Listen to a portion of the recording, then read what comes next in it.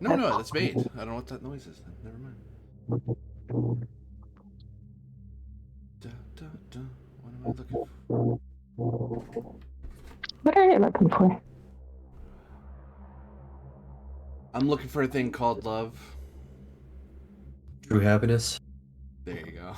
I'm posting all the places. Bang. And then bang. Hopefully I'm actually doing things. I am. That's good.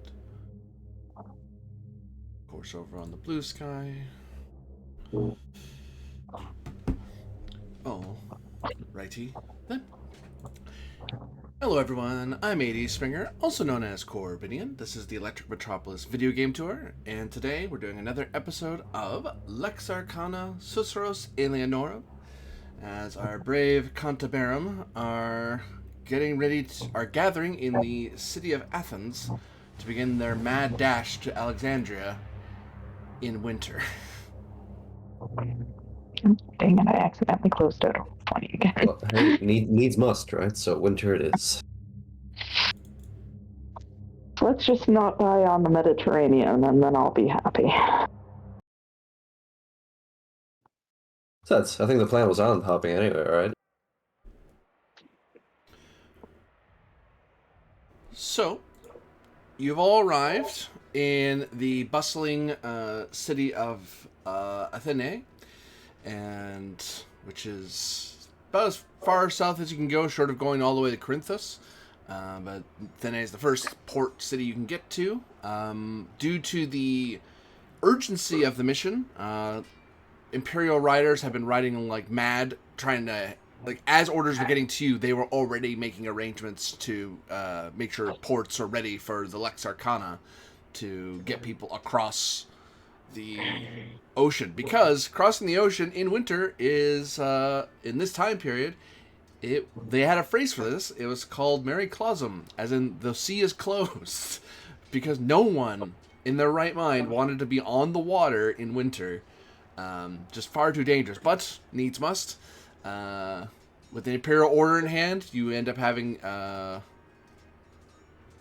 you either have usually a military ship, or if a civilian ship had to be mobilized, it was maybe you'll die on the water, or you will definitely die by the Imperial troops who don't like you saying no.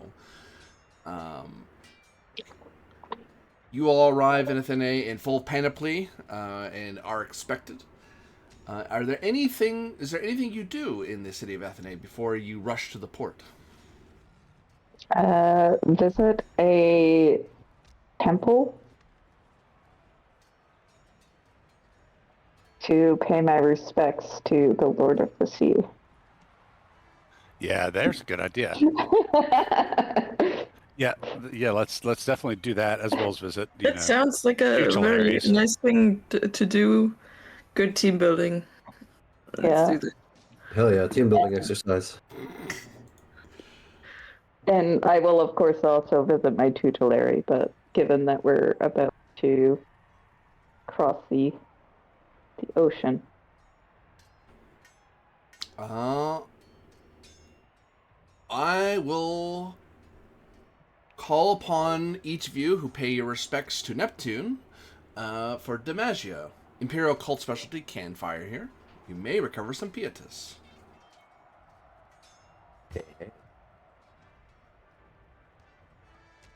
Plus your max. You won't get more than your max, but yeah. I know some of you have spent.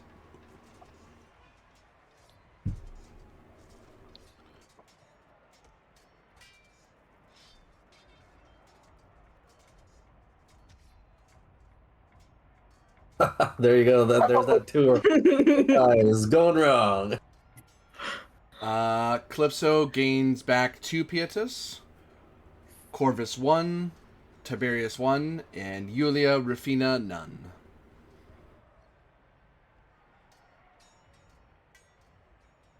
I hadn't spent yet, so very good. But you all have made the effort as a Cantabarum, overall successful. pleading to Poseidon that, because normally it is seen as crossing the ocean. In winter, it can be seen as an affront to Neptune's power. But the Empire needs this. It can't wait, and because the trip to go by land would take you months, and it'd be rather difficult anyway in this climb. Never mind the various other encounters you could have during that time. And if you wait all that time to get to Egypt, you will be there far too late.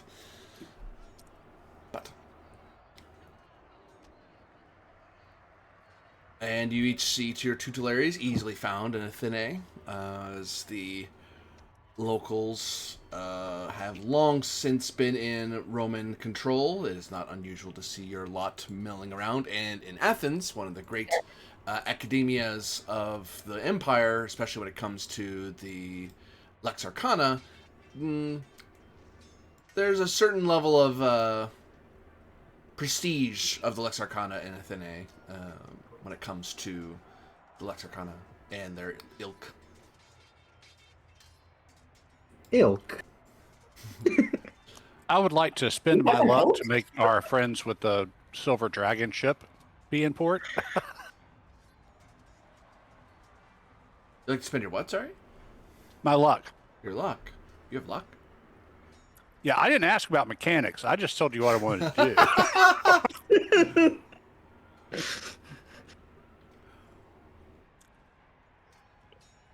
Well, unfortunately, I mean, it's worth looking at least. Yeah, the ship you find, there are two types of ships that are ready to go at short notice. There are the military scout ship, which already was pulled into Athenae. That's kind of why they wanted you to come here, because this is where one of the major ports are.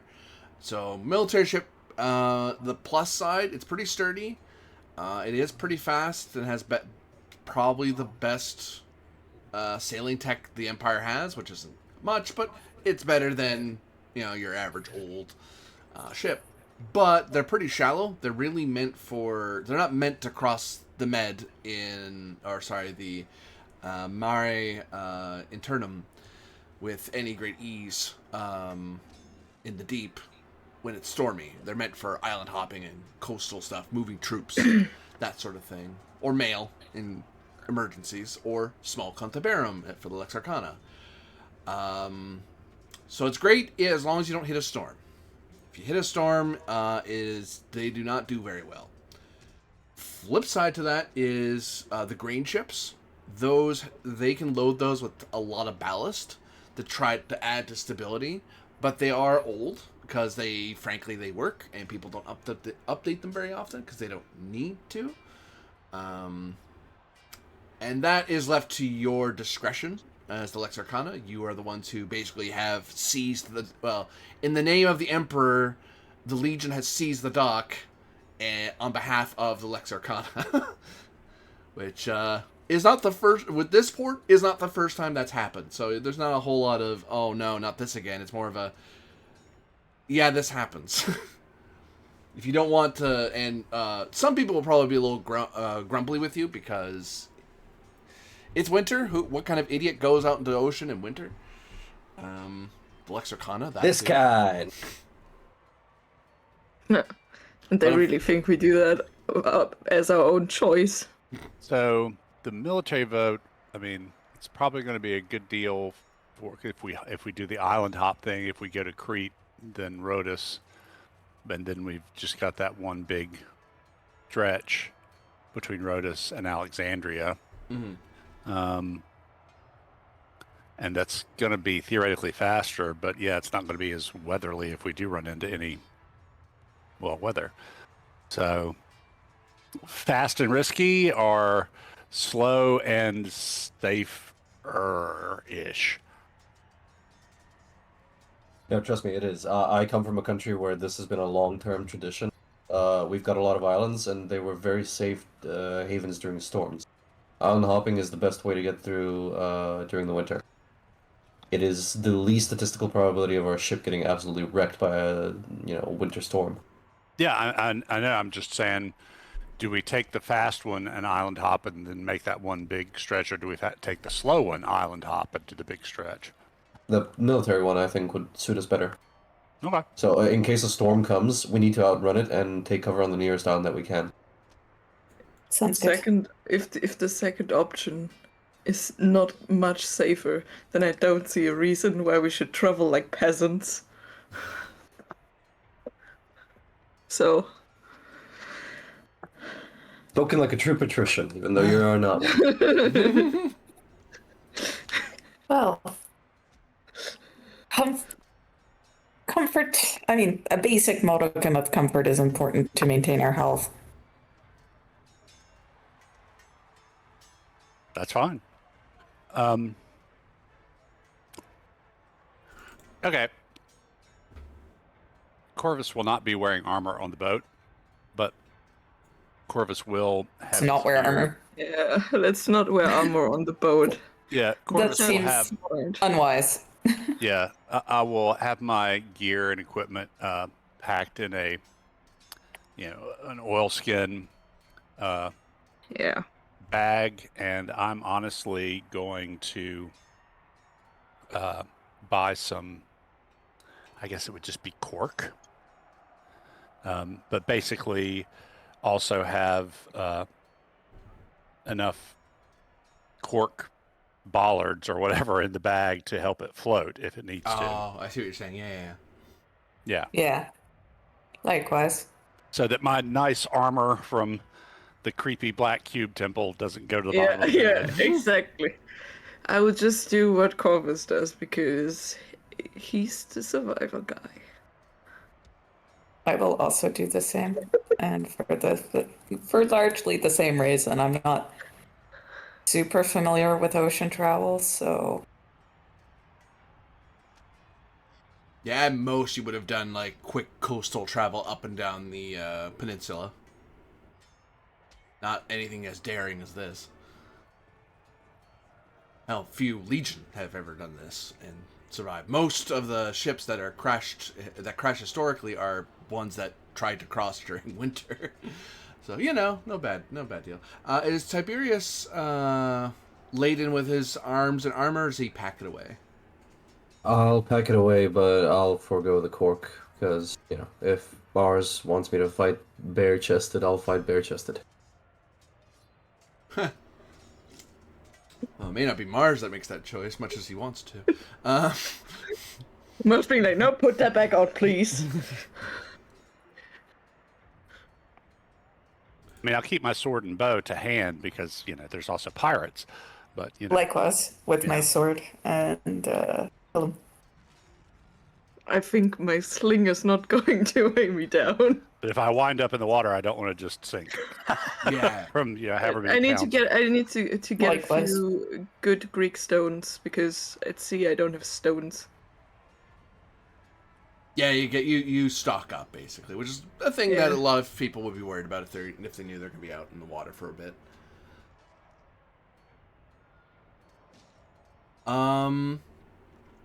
And you, as you're all getting ready and preparing yourselves and making your purchases, you all come across an elderly man, a Roman, who is dressed rather richly. I should have a token of some kind here. That's who I almost forgot about.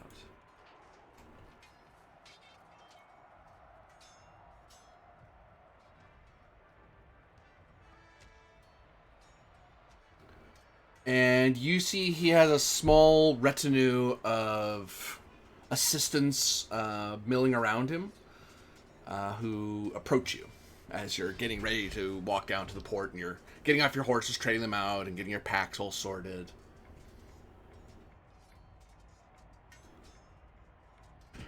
would I recognize him? You might give me I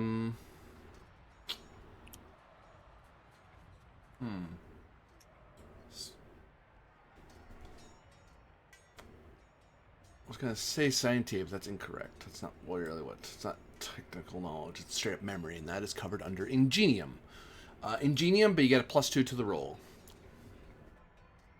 to your dice number, I should say, your dice value.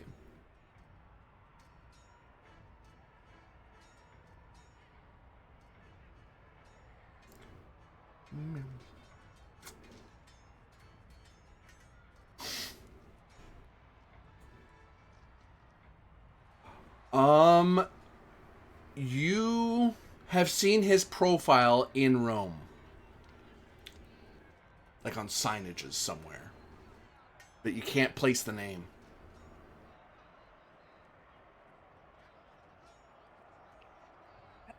Well, then I'll greet him. Salad.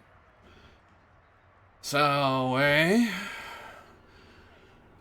So it is the young Yulia Rafina that is off on this damn fool hop across the ocean and tying up all my ships.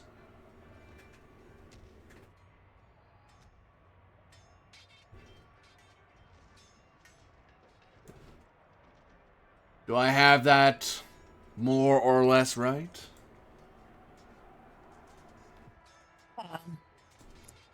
Yes. Well, rather, not so much myself. It's Lex Arcana who is tying up your ships. Ah.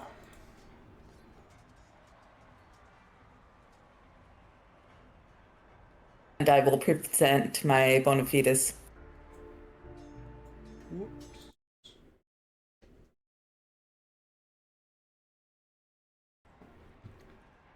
He gives a nod and gestures at one of his assistants to look at your papers, and they nod and respectfully they hand it back to you. The papers the scroll never even gets to him. I will accept them back.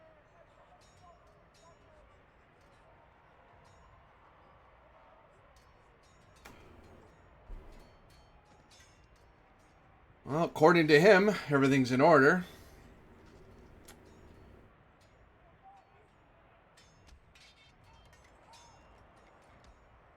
Is there anything that you have need of assistance?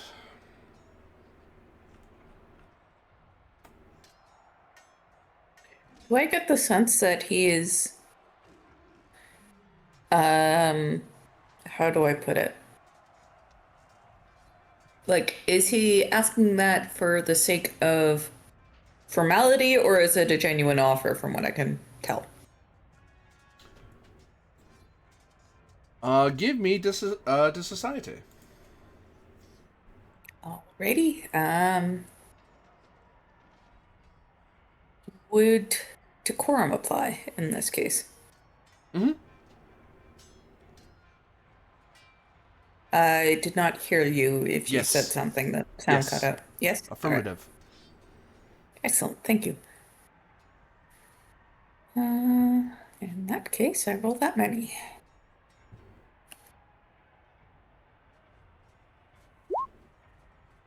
$15.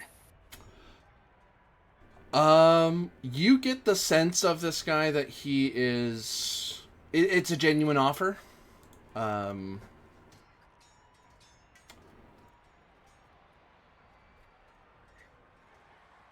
And you also get the sense that this is an offer he's done before.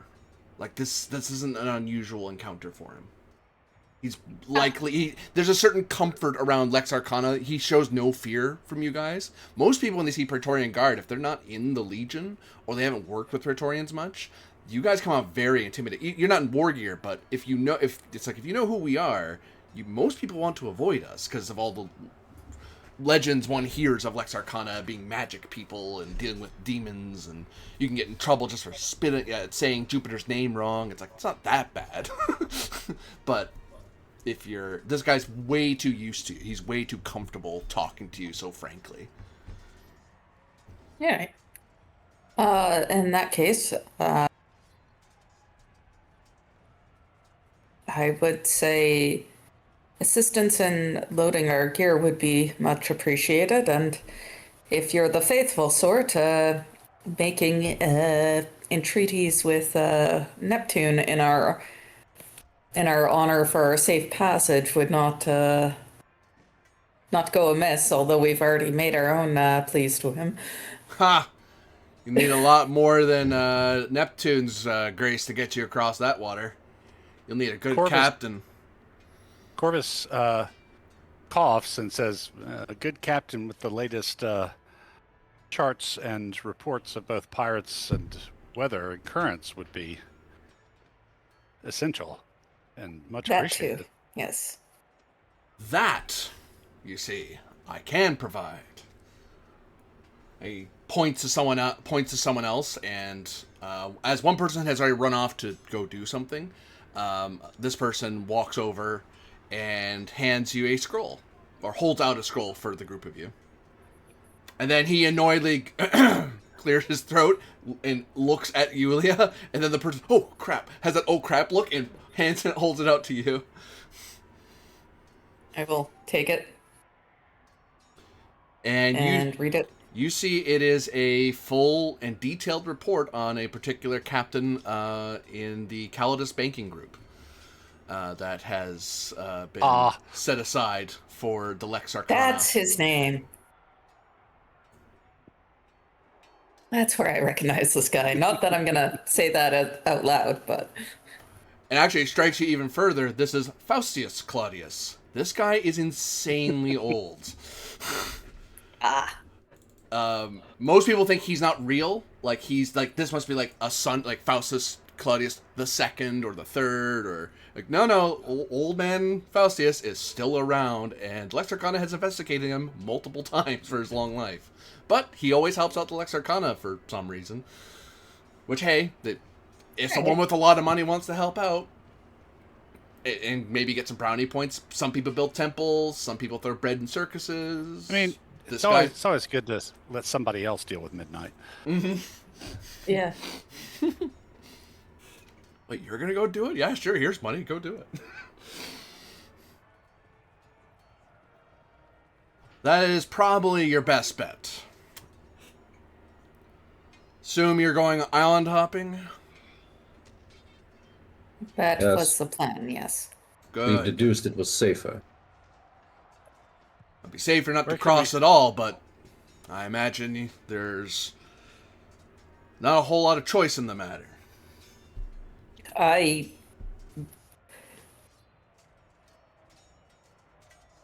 hesitate, and then I say, no, I don't believe it would be safer not to cross at all. Nods. Figures. Where can we find this captain?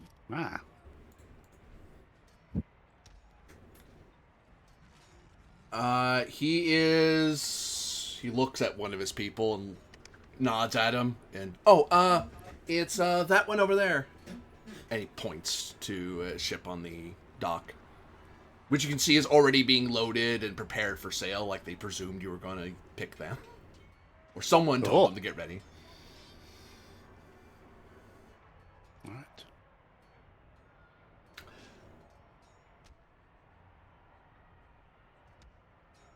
Corvus nods and starts helping Tiberius shift our gear. Yeah, I'll go shift our gear. It should be on the map layer. No wonder that would make sense.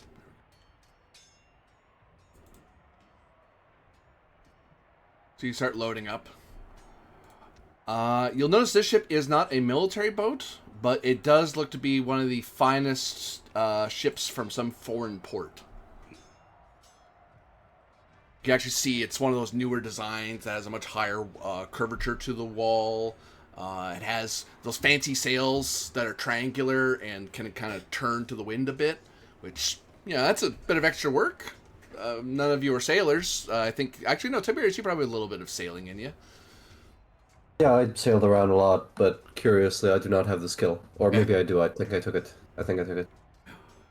Yeah, Corvus has sailing and is a sailor. Oh, that's what it is. I knew one of you two had it. Yeah, you seeing it does look to be one of those more state-of-the-art ships that you don't see in the Roman Navy yet. It's more of a foreign, far-away thing. But it's slowly becoming a thing rich merchants, and certain rich Romans are buying up because it's better for shipping. and a lot more flexible. Because the problem with older ships is that they can't, when they sail into a wind, they can't turn the sail. The sail is the direction it is. You just have to hope to God the rowers can kind of fix the problem, sort of thing. Which, if you're sailing in summer, that's not a bad idea. If you're sailing in any other season, it's a bit of a problem. Yeah. Like in those with that kind of a boat, your answer to unfavorable winds is take down the sail and row. Yeah. And a strong prayer, perhaps.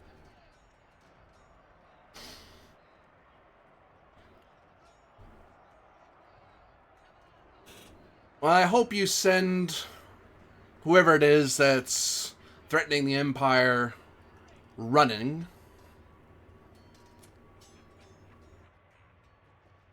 Though let us hope that we're able to introduce them to Pluto's hospitality. Ha! Ha ha ha! He nods. You notice he, very un-Romanly, he doesn't really reach out in any way. There's no clasping of hands, no waving. He very pointedly keeps his hands behind him at his lower back. Like, it starts striking now that you've talked to him for a while. It's an odd quirk that you're not used to from especially an older, rich person. Like, they usually would be like, you're a young person, at a girl sort of stuff. Yeah. Oh. Depending on how old he is, he may or may not have some holdovers from the earlier empire in terms of opinions of women's stature in the empire. Yeah, he I'm not also gonna push actually. He also hadn't actually ever touched or shown his hands. I don't think in the entire encounter. He's somebody else has always been grabbing things and looking at That's things fair. for him. Mm-hmm. So I don't know what's up with that. He's fastidious. yeah. Perhaps yeah. I've heard tell of some eccentrics who become a bit obsessive about cleanliness and not getting contact with unfavorable. That's how he's lived so long. He Perhaps, predicted yes. germ theory.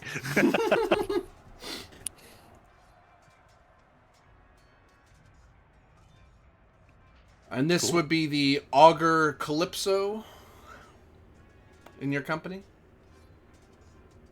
Yes. Yes. That is her.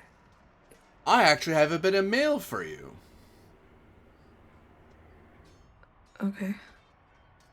He nods to someone, and you see a person presents you a rather fine-looking, long, wood-paneled box with little silver inlays across it. And they hold it out to you. It weighs when you grab it. You actually, it almost takes up a full one encumbrance. Like it's hefty for a box.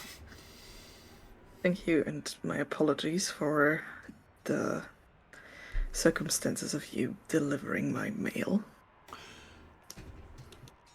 Well, I was compensated, so don't feel too bad.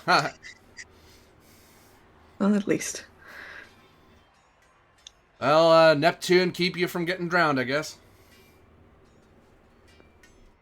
He kind of nods to you. It doesn't really wait for you to dismiss him. You're a patrician. He's rich, but you're a patrician, so and you're a Praetorian. He's kind of supposed to wait for you to some degree, and he doesn't. He just kind of starts wandering off, and his whole retinue just kind of has that stiff, like, oh god, what is he doing?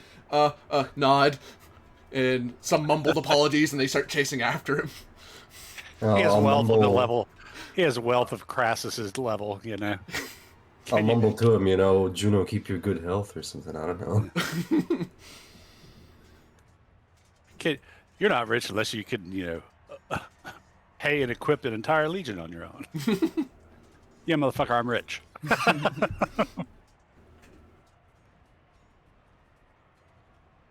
And yeah, you're all able. You see the ships getting is being assisted by the Legion and by some well-appointed Athenian strong men and strong women who are helping load the boat faster and faster. And Corvus and Tyrius helping out is more than welcome because they know, if we're going to do this, might as well get it done. The sooner we do it, the better. Because currently there's no storm, which, hooray, but it's not going to stay like that forever. Right.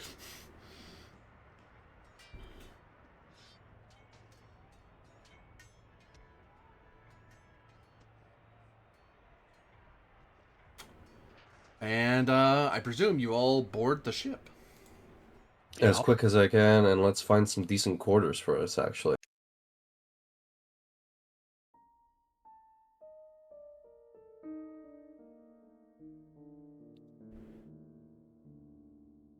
You're able to find... You have some finely appointed quarters for each of you aboard the ship. This does seem to be that rare sort of passenger ship meant to carry not so much soldiers, but people of importance, which is a huge luxury. That is not normal, really. Most people travel on existing boats. Like they'll get on a merchant ship or a vinter ship or a grain ship even. And the captain just gets extra money for people traveling. It is rare for someone to just have a passenger ship. That isn't for soldiers. That's the only other people who bother having a pure person ship. About the only other one you saw that was that even the other ship you saw, with Captain Sephiroth, they were a merchant ship still. Like, they still had cargo and rooms. You know what I mean? This is just for people. They have enough food to fill... Like, enough to maintain the crew, but not really meant to go off and sell things. Something the Emperor might have. Put it that way, or Patrician might have. Corvus is going to offer his services as an able-bodied sailor and navigator to the captain, just so I can try and get myself in a position where if stuff does go sideways, weather or whatever wise, I'm, on deck and ready in a position to help out.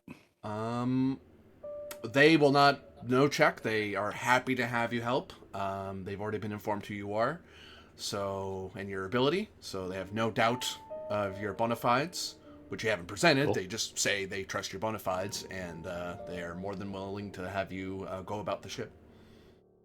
Little did they know how my dice rolls actually work out. You don't know how fate rolls for me. Right.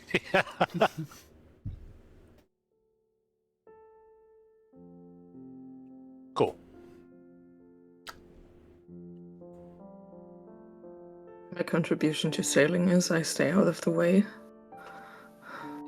We'll aim to set up my quarters with anything fragile I want to make sure is tied down or otherwise secured, because I haven't been sailing much, but I know what time of year we're sailing in, and I don't exactly need to be felled by a flying glass in the middle of the night. Makes sense. What have you, Tiberius? And I'm as strong as an ox, so I think I'll go over to the deck as well and help out with the menial work, so to speak. That's what it was. One was a sailor, one was hard labor. That's what it was. Just remembering the last time we were on water. When you pitched in, anyway. Calypso, what do you do with your big box?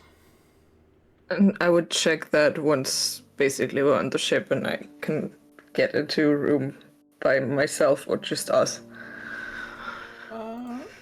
When you get into your room and you get settled in, you get all your stuff battened down and tucked away, you open it up, and inside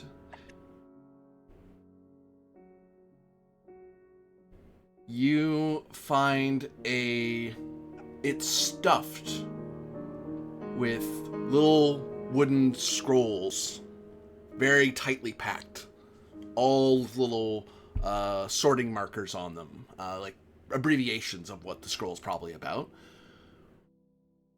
and a fair amount of money lining the bottom. more than you're probably used to walking around with, honestly. And in the center, among all this array, in the center is a very narrow message scroll with Calypso printed on it. Yeah, read that first.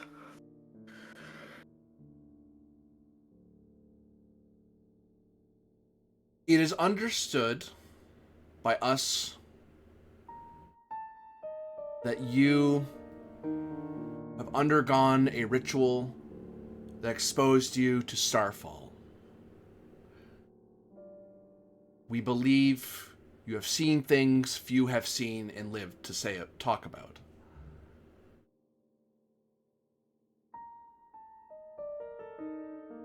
Though you have embraced Apollo, know that your decision to look can never be undone. And then you see the letter V and N as the signature at the bottom.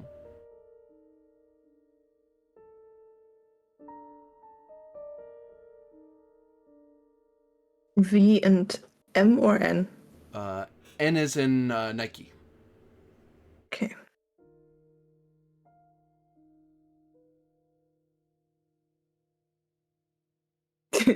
I'm sorry to ask that, but does that like ring a name for me? DiMaggio.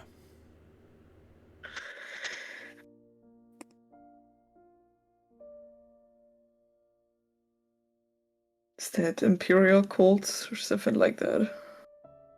I'd take Imperial Cults.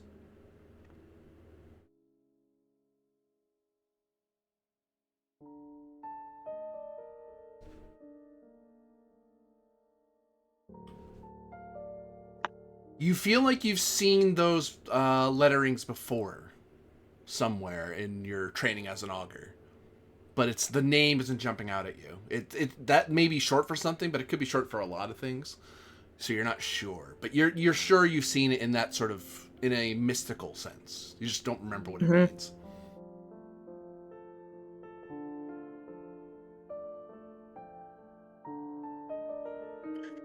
So, what are these other scrolls?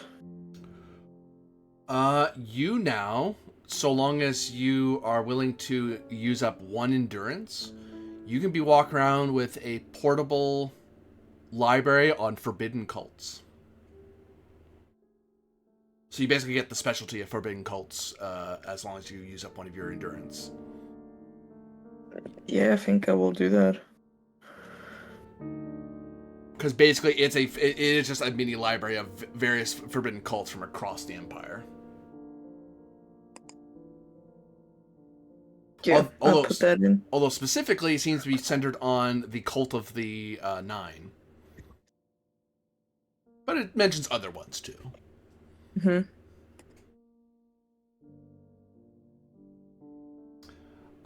In addition, if you are doing a society or you're assisting with a society issue where a bribery is a thing, you can add +2 to the roll. Because you have a lot of money just walking around with you. Oh, we always had that because Yulia was here. You know, I get flustered when people address me suddenly, but when they give me a bunch of money, that makes me just very sus. Julia's our wandering around pocket money.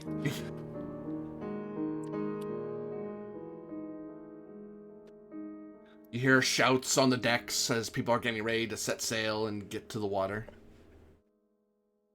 Yeah, thanks, VN, for reminding me that I cannot unsee that. I was aware.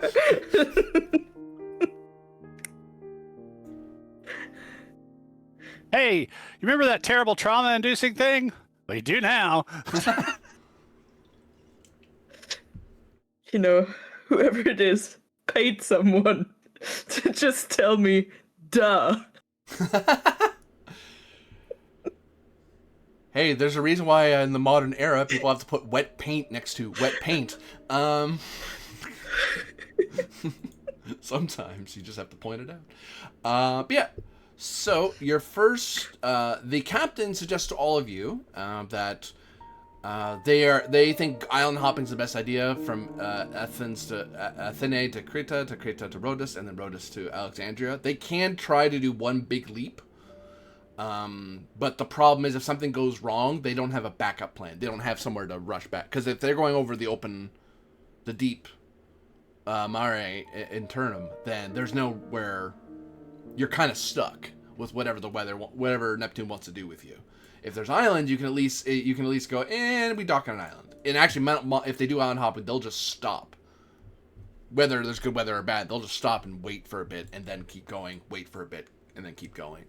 Which the downside of that is that you have,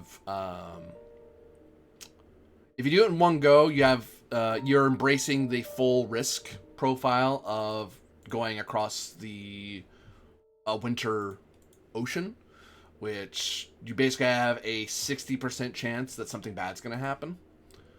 If you do island hopping, it gets worse. It gets better. It drops to like a 40% chance. But you have to do 40% chance 1, 2, 3 times. But the good thing is if something bad does happen, they can just, if they try to get through us, they'll just go, whoops, we'll just go back. Like if it starts getting bad, they'll go here.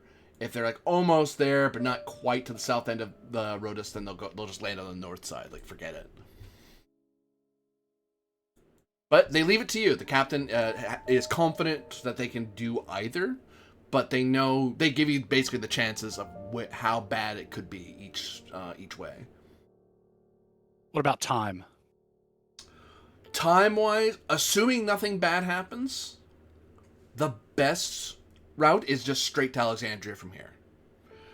But if anything bad happens, then island hopping's better because then if you get stuck, there's nothing they can do to speed that up. They're just kind of they just have to wait till the weather gets better. Assuming the ship doesn't sink. Which he's pretty sure he can't guarantee on his heart of hearts that it won't. But this ship's better than at most to deal with the deep waters. That's why he's willing to chance it at all.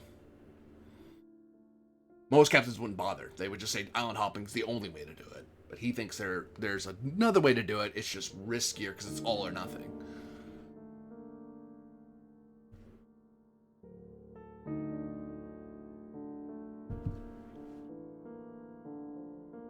At the end of the day, we agreed anyway. Oh, go ahead. I do wish to see Rhodes and the Colossus of Rhodes if possible, even if it's just an aside. I do think it's safer that way anyhow.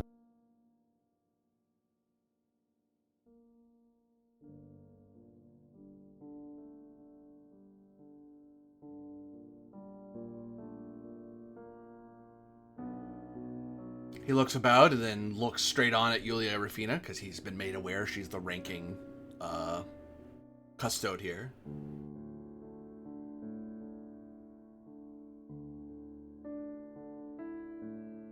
Oh, is that what we're doing? We're pulling rank?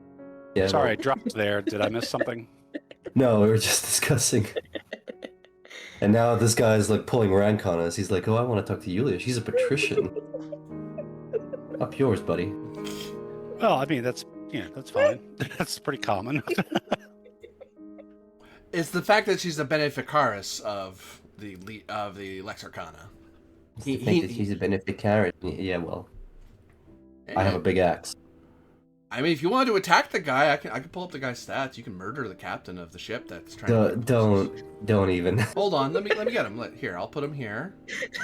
Yulia, please tell the man how we're going. Let's get some sailors. You're muted, by the way. I mean, looking would do at it. us, That would do it. Sorry about want... that. I was saying that I defer to those who actually know the sea. More sailors. Which is not me. Well, I mean, it's... So 60% chance something goes wrong if we go the direct route. 40% chance 3 times if something goes wrong if we do island hopping. Plus, an island hopping has the time factor. It extends our time if everything goes well. And we believe that this is time sensitive. I mean, but if something happens... So, I mean, it's almost a wash. You've got a higher chance of something happening on the quickest route, which would cause delays.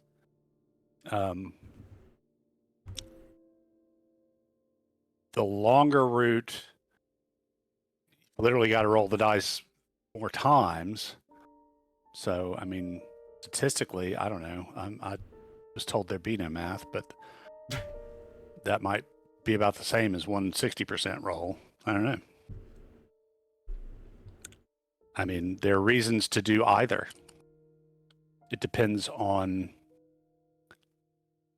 our acceptable level of risk. If it's only a 60% chance that we get something and it's only rolled once, honestly, it's not so bad. I'd take those odds over 3 times 40% from a purely statistical standpoint.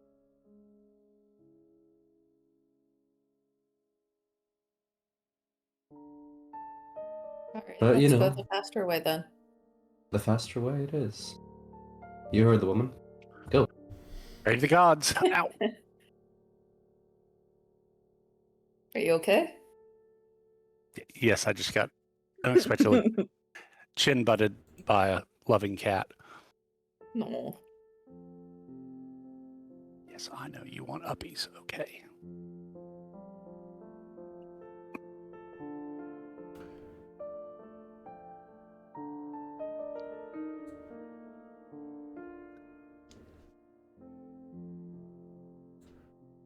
So you sail. Sail across the freezing water, the freezing air with minimal cover from the wind. Likely staying below decks as much as you can because, oh god, it is cold. And being sprayed with ocean water does not help the matter. And Corvus will ignore the bitching from the sailors about the idiots who were trying this. And as he's working with them, whatever, try to pick up any rumors or whatever conversations about anything weird going on in Egypt/Alexandria, or just any interesting rumors and whatever the sailors have heard. Give me the society. Streetwise? Yep. Which is my best, but still, that's not great.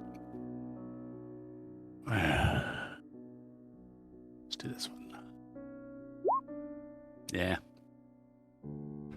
Mind if I try the same while I'm working top deck? Certainly could.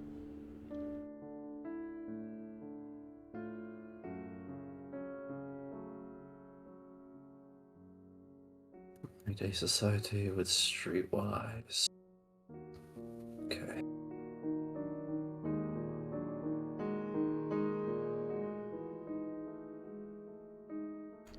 Huh? Yeah. Nice.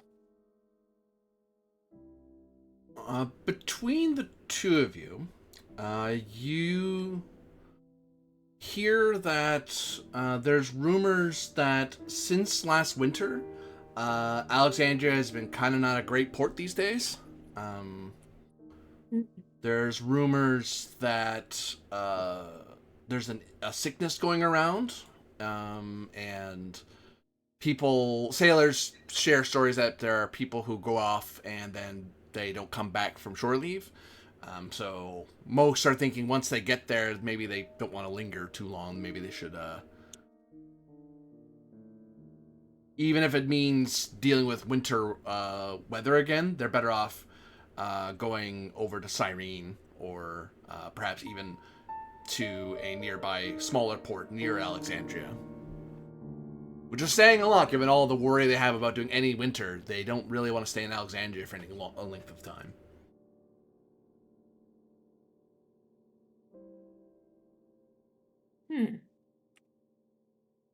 How come? The sickness and whatnot in Alexandria? Yep.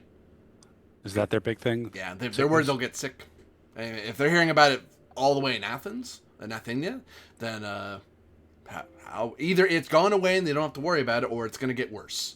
And sailors tend to prepare for when it getting worse, because that's usually the case. Is there any symptoms that are exhibited? I don't know. They get sick. They babble. They get lost. They act like they're drunk. Ow. They say "ow" sometimes too at random intervals. Yeah.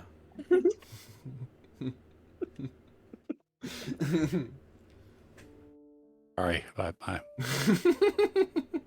my youngest cat is just being very affectionate. I think you mean adorable. That too, Shelly. She really is, but she sometimes forgets how sharp her claws are. And yeah, forgets. Yeah. You after a bit of time on the water, all of a sudden you hear a loud back noise, and there's all kinds of shouting going on as the ship just starts turning and listing on the water. Oh, what's a happening? The damn helm broke loose. We gotta get it battened down and fixed before we get blown off course. What do you mean? What if we're gonna get blown off course? The what broke loose? The helm, the system that keeps us going where we're going. Sorry, I just didn't understand you. Okay, yeah, let's do something about that. Got something with my accent? No. That is the correct response. They are gonna need a successful Denatra and successful Descientia roll to get the ship back in order quickly. If you fail, you just end up using up a day of travel because you're stuck trying to figure out what's wrong. Sailing apply? Yes.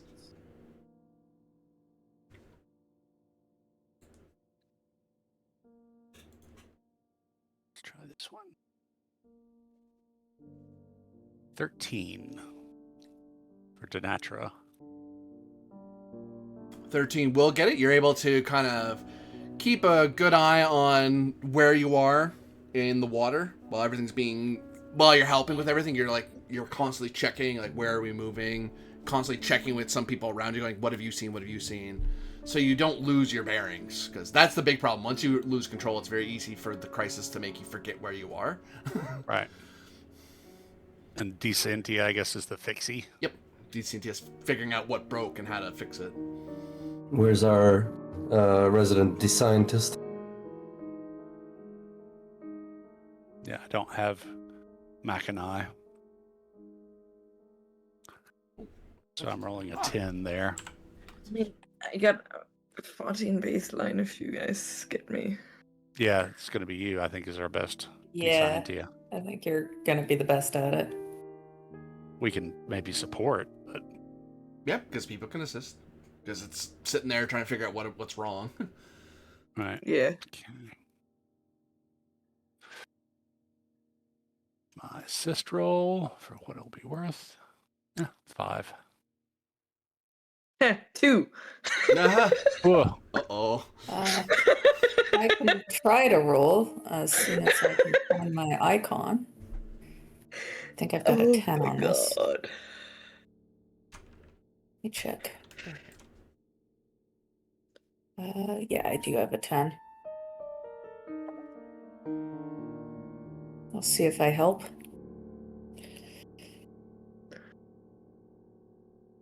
Hey, at least you got a base success. That's true. Yeah, between all of you working together and puzzling it out, you're able to figure out what broke, and you're able to fashion and repair while still keeping track of where you are. And you're able to get underway and outrun a coming storm. Awesome.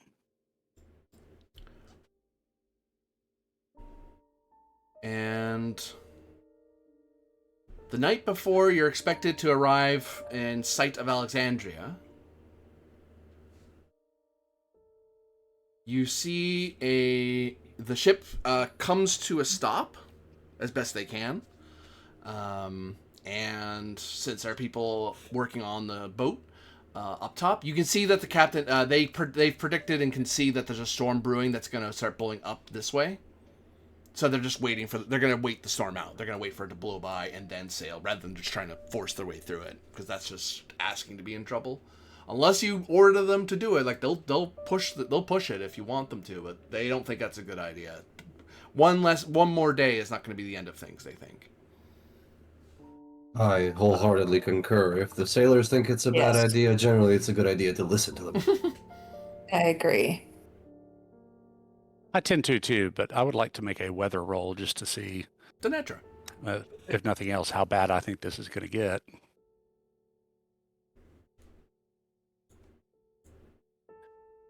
That's too many dice choices on this number. I'm going to go with this. Why not? 11. You get a measure of the wind, a deep breath of the air. You glance at the way the water's moving, what you know of the Mare Internum, and what you've heard about the shores of Egyptus. Time of year. You know what? They're not insane for being cautious. That is a reasonable thing to do. But this doesn't look all that bad. You think it has a little too much energy. It's scary if you went straight at it, but if they just wait an hour or so, just a little bit, that will be enough. That will be enough. The storm will blow right past you. It won't be fun. It'll suck, but it's not going to sit there and just batter you to death. See, now the question is, did I make the roll and that's accurate information, or did I fail the roll and he's just bullshitting me? So is it, are they lily-livered cowards? I'll tell Yulia, because for one thing, she's going to be the one to have to convince them one way or another, because I don't do well with people. So yeah, I'll tell Yulia. The sailors are smart to be cautious, but I think that storm is moving so fast that it's, if we just wait an hour, we can make good time and just skirt the edge, and we should be fine. I don't think it's going to batter us to death. It won't be pleasant, but it won't be disastrous either. So, and then having given the ranking officer my input, I'll kind of step back.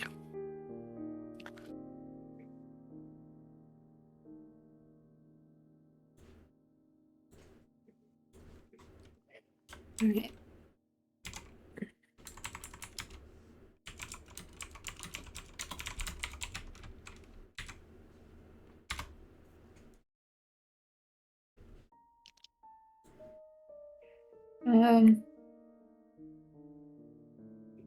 I will ask the captain to wait an hour, I suppose.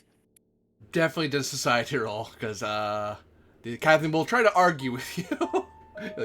It's really just a day. No, it's fine. He says it's fine, it's okay.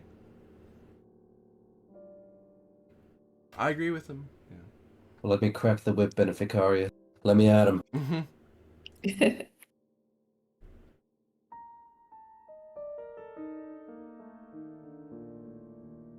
Oh, that's... all right. Does command work for a specialty here?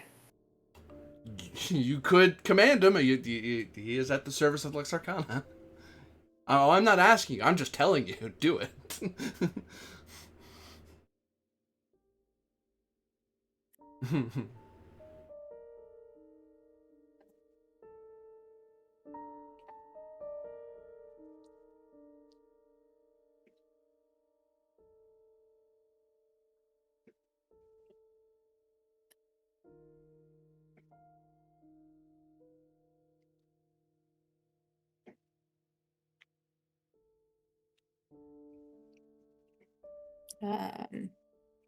Actually, what about negotiation instead? I don't really want to make him an enemy What do you or resentment. What is the what are you negotiating with? Like what is the compensation that you're or consideration you're giving?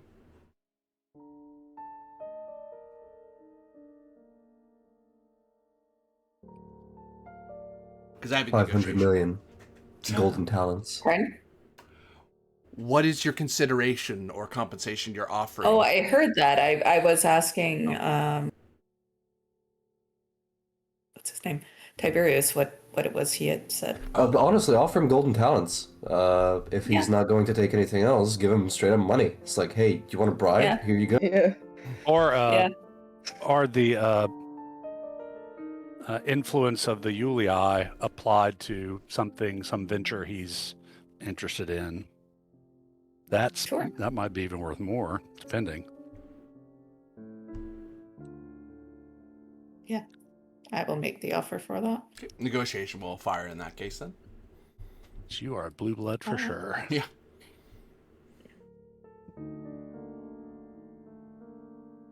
Alrighty. You don't want to go? Gives me that many. You don't want to go? Submit. How about for $1 million in cash? 17 on my social roll. Yep. You're able to with a few offers of consideration that aren't much to you, honestly. You even get away with not offering a whole lot that means to you. It means a lot to him, but it doesn't mean a whole lot to you. But you know, that's enough to try. It's enough to change his fortunes. And after a small wait, the ship goes full sail and rushes into the storm. And as Corvus predicted, the storm, it is scary. It gets wet. People are being blasted by the sea every so often. And then just as you think it's going to get worse, it just kind of goes that way. As the storm is very intense, but small. So it just blows right past you. A lot of energy, but thankfully not too much. And you all, for a while, saw crackles of lightning and thunder lancing through the storm above you.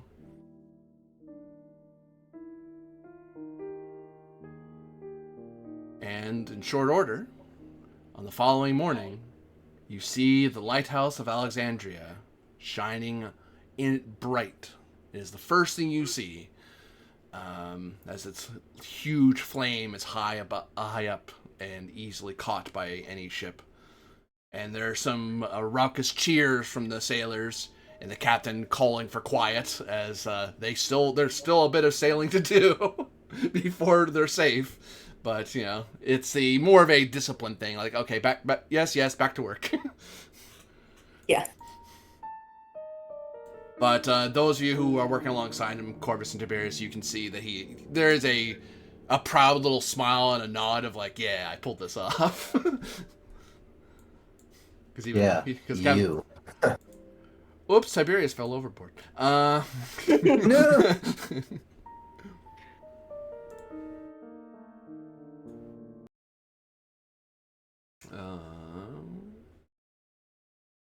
I'll just search it.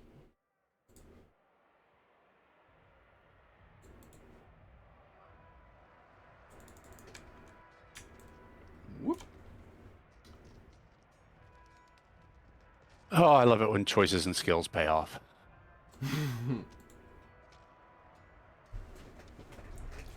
Wow, look at all these places.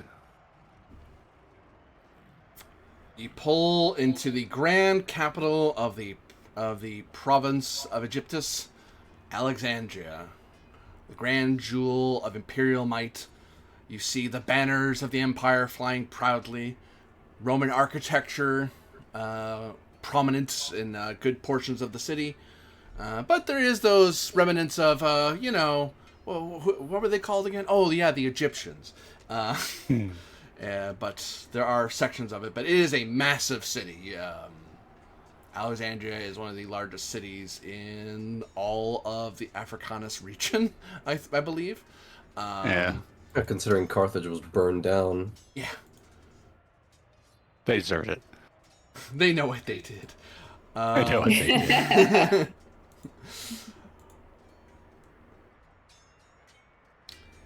And yeah, it's the ship pulls in. There are lots of people moving around on the dock who there's a pointed stillness at the port at first, and then there's a flurry of activity as it is plain the dock was not expecting anybody to be coming from the water.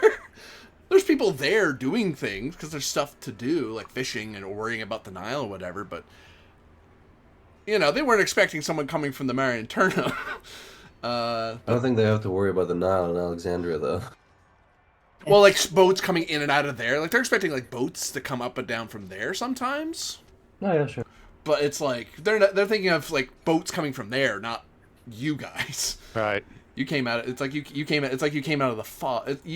People would believe someone coming out of the desert. Oh, it's desert in winter, but it's like they would believe people coming out of the desert long before they thought someone was crossing the ocean in winter. But hey, they see to you. You're pulled in, Hey. and you made amazing time. You get the feeling that a lot of the because you got here so quickly, any of the checks you likely will have to do for investigations will be considerably easier because you got here as fast as you possibly could have. You're not sure how you would get here faster short of magic. Sweet. And So, no one can predict that sort of speed from the Lex Arcana. Maybe at some point, humanity will develop sky ships. Okay, that's just fantastic. No, don't be ridiculous. There is no sailing the skies.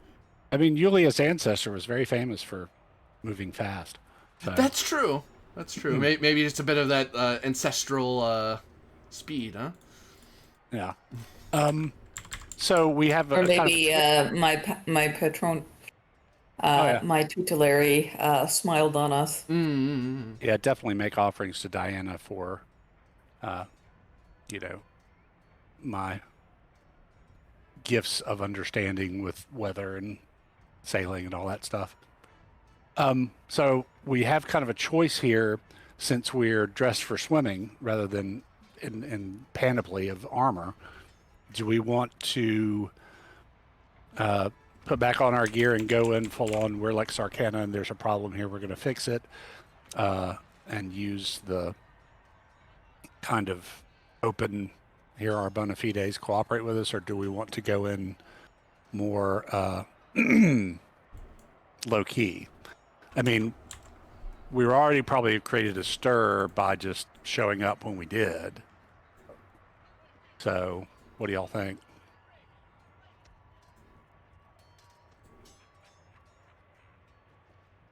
I mean,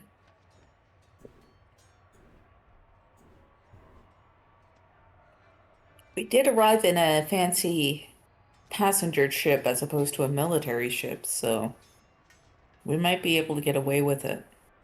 Fair enough. Just assume, just like pretend that I'm somebody with more money than sense rather than actually a good reason for being here. But damn it. And Corby, I know our orders say we are not to speak or write of what we've seen except to the cohorts Arcana or maybe Legion, because they're trying to avoid a panic. Is that more about the dreams we've been having, or is that like kind of an umbrella over this whole investigation? It's more to do with mentioning the Black Pharaoh. Like they Okay. even in your orders, they don't even name the threat you're investigating. On the off chance that someone happens to look at your orders or gets them somehow, they don't want you talking about that part. Like you had Bonafide saying you're here on orders for the Lex Arcana to investigate. Officially, you're here to investigate the madness in Alexandria, and that's it. Okay. Like they don't go into details, other than to say you have to get there with all speed. Which, if you read between the lines, that seems like a bit overkill. If it's just a bit about a madness, but maybe it's more important. That's more what they're worried about. They don't want you blabbing about the Black Pharaoh, because that's a way to scare the heck out of people, especially Egyptians. Okay, cool. And I guess the other question then is, do we want to start with an audience with the governor to try and get assistance and find out what's going on? In which case, I guess going in as in full flags flying would be better, but or if we want to poke around a bit before.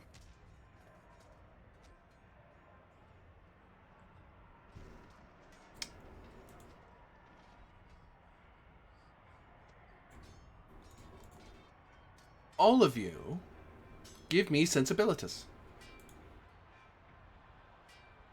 You may spy something on the docks as you are tying down and getting ready to go. Figuring out if you're going to be in full panoply or not. Yeah. Which currently I'm marking you as not. And you marked wrong. 11 for me.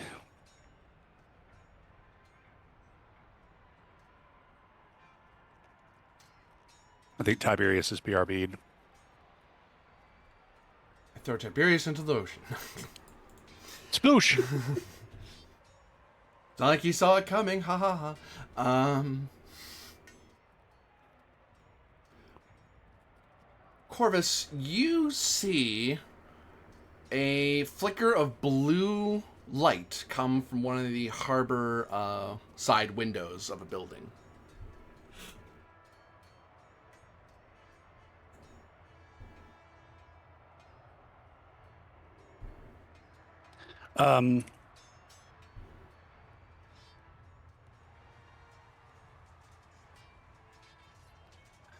Is this reminiscent of the blue lights we've seen before? I think particularly with those kind of sapphire-ish weapons or something?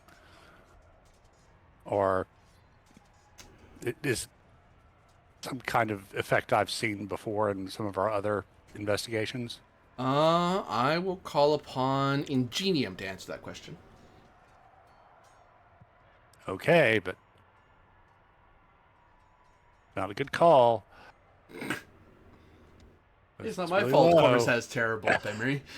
I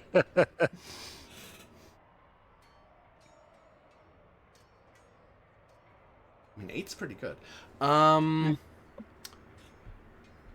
Yeah, it does look reminiscent of a more magical blue flame that you've seen before. Okay, I will... Calypso, Yulia. There's a familiar blue radiance coming from that building there, and I just kind of subtly gesture, kind of, do point with my chin kind of thing.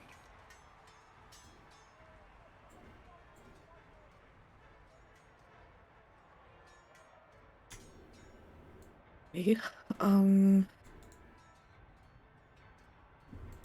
you want to see if you can...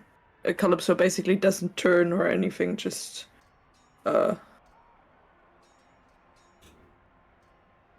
Corvus. Do you want to take a closer look while we act normal, or...?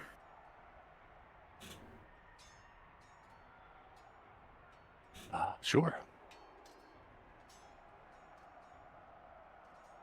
Well, then just whistle or something if something's wrong.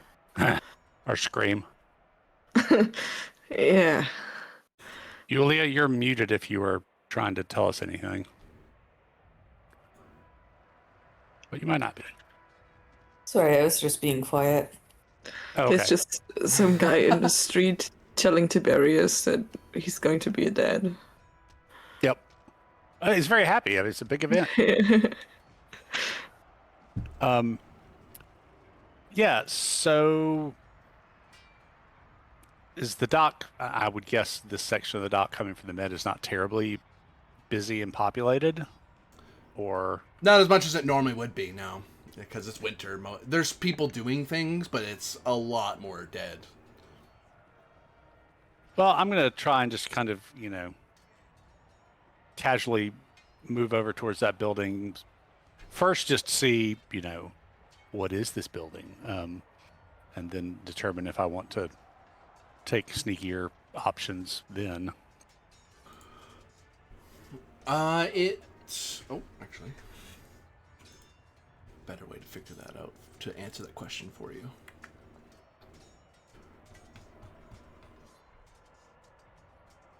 Da.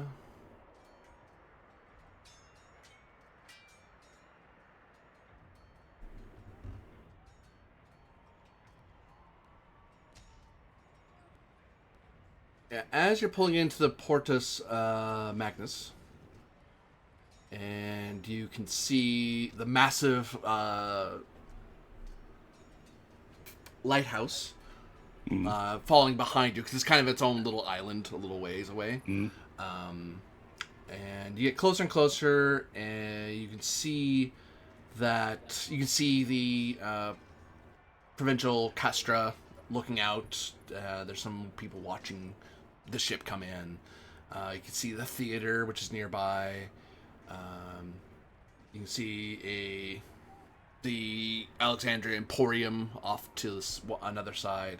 And the building you're looking at, as opposed to in that more important direction, which is more westerly from the port, this light's coming from a building more easterly. It looks to be an upstairs window for some sort of trading shop that is currently closed.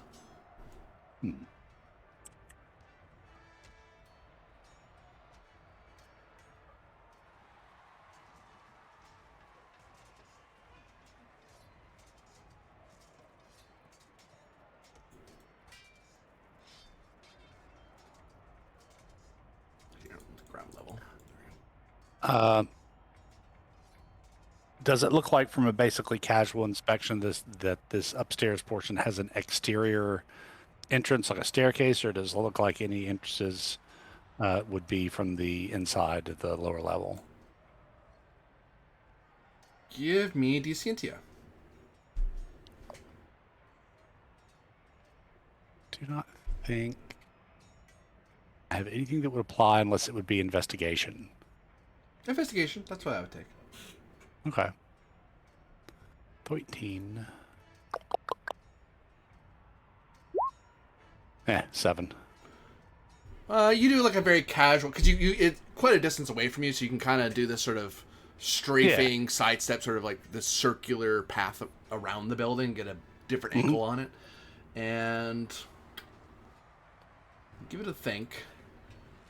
It is, once you get a couple more angles on it, it's pretty Roman in design, so you're able to make some guesses real quick. That there's probably some stairway, like some, like the lower area is probably the shop, and the upper area is where someone lives that works in the shop. There's probably you're pretty certain that there's some stairway tucked away along the side on the north side that leads up into the second floor. You'd have to look around for a bit. You don't see it immediately, but you're sure there's one there, because who wants to go through their store when it's, when they want to go home? Yeah. So yeah, I'll come back to Calypso and Yulia and report and say it's coming from an upper window. The shop looks like it's closed. As far as perhaps stealthily taking a look, I kind of look at the sun's position in the sky and go, I could try now, but I would have a much better chance of success after dusk. Sounds like a plan. Yeah. So Corvus will kind of mark the building so I can find it again. Okay. And I'll ask Calypso, I said, sir, do you have any way to tell if, what if that was magic, if it was directed towards us, or... I mean, I can take a look, and if there's any trace, then maybe, but I don't necessarily. It depends on what exactly happened. Fair enough. But it could be worth a try.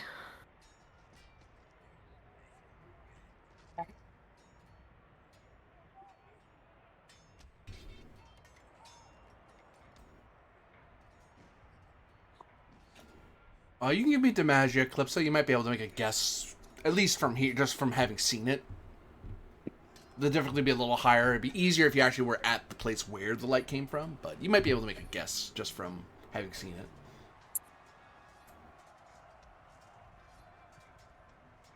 Does any of the specialties apply? One of them probably does. One of them probably does.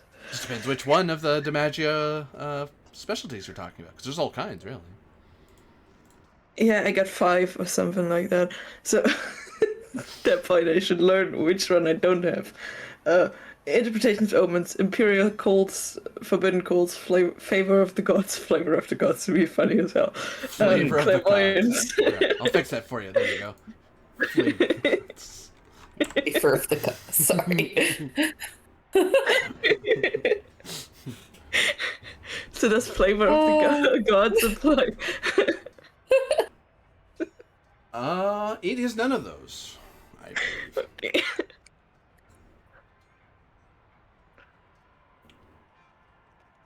9. 9. That looks to be a more alchemical signal that's meant to specifically give off a certain color. That's easily seen from a distance. So if that light was easy for you to see on the water, anyone along the dock, say that light probably reached all the way to where the Temple of Isis would be, which is in the small Pharaoh's Isle across from the dock, or indeed from the Castra that looks over the dock. Like, it's a very bright singular light. You wouldn't mix it up with other lights, but it's all chemical in nature.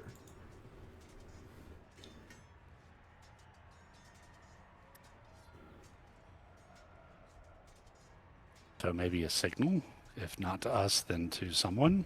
Mm-hmm.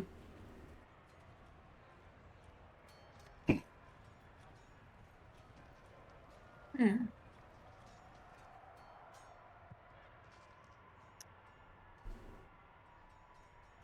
don't think I have anything in my notes about that we would be signaled by anybody. There's not any kind of, standard signal for Cohort's Arcana. No. There, is there? Okay. They would use normal signaling procedures in okay. That the army would use, and if there was a special one, they'd put it in your orders, cool. So you knew to look for it. Yeah.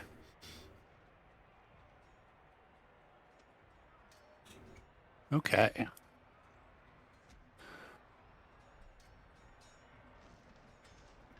So shall we just put a pin in that and maybe come back to it, or do you want me to check it out now? Come back to it, maybe. Okay. Corvus will mark the building, make sure I can find it again. Very good. Okay.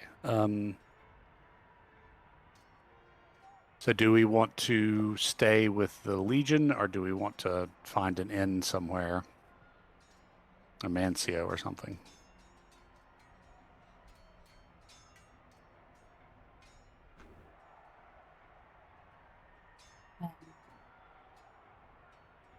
I suggest we look for... at least we want to check in with the Legion. Okay. Even if we end up staying at a Mancio. Fair enough. So let's head for the Castra and the headquarters.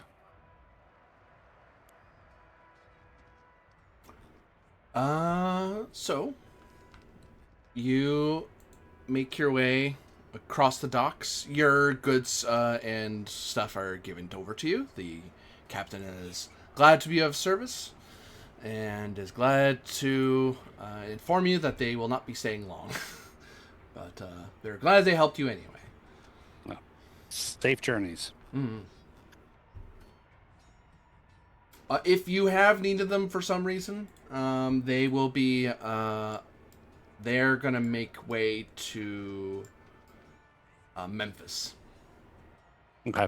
So they'll be up the Nile a little bit, so if you need to get them again. They just don't want to stay here in Alexandria. They don't precisely tell you why, but you've heard why.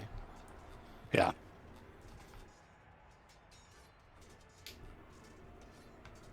And walking along the dock, it is a straight shot to the Castra. And as there's this little stretch of land that leads out to the fort, the fortified position there. And there you see the big banners of Rome and the Senate and the Empire. And you see guards standing either side as you're all laden with your packs.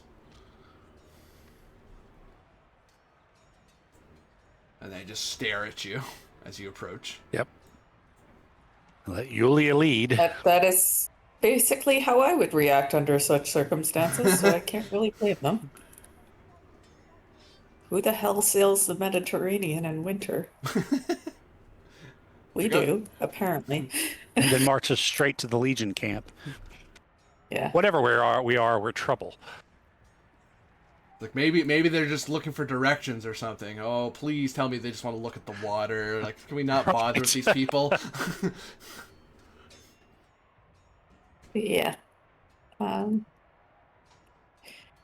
will ask if the commander is in. They give you, what do you, how, in what language do you ask? Latin. It's the language of the Empire, so. They give you a look over, and they look over at each other, and the senior of them says, in Latin, "What does a fair lady of patrician blood want with the commander? You would think you would need ready comforts after whatever journey you were on." Comforts can wait. We come on official business.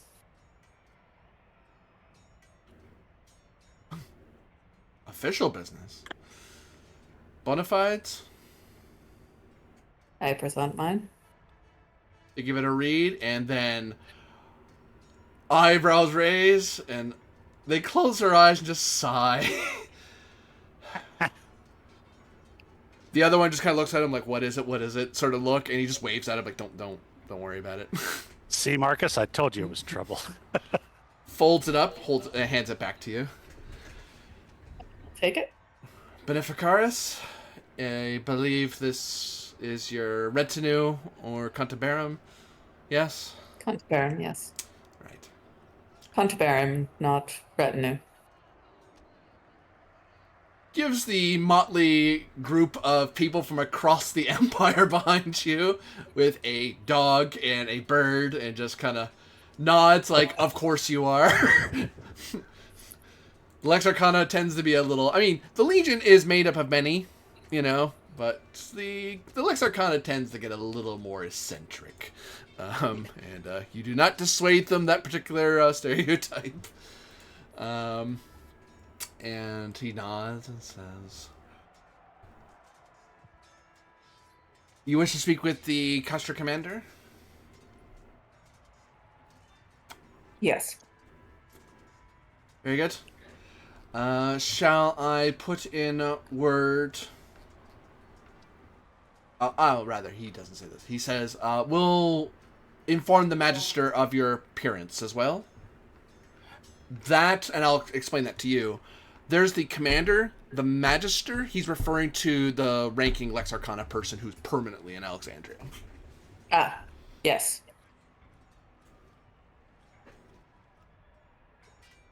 That would be most welcome.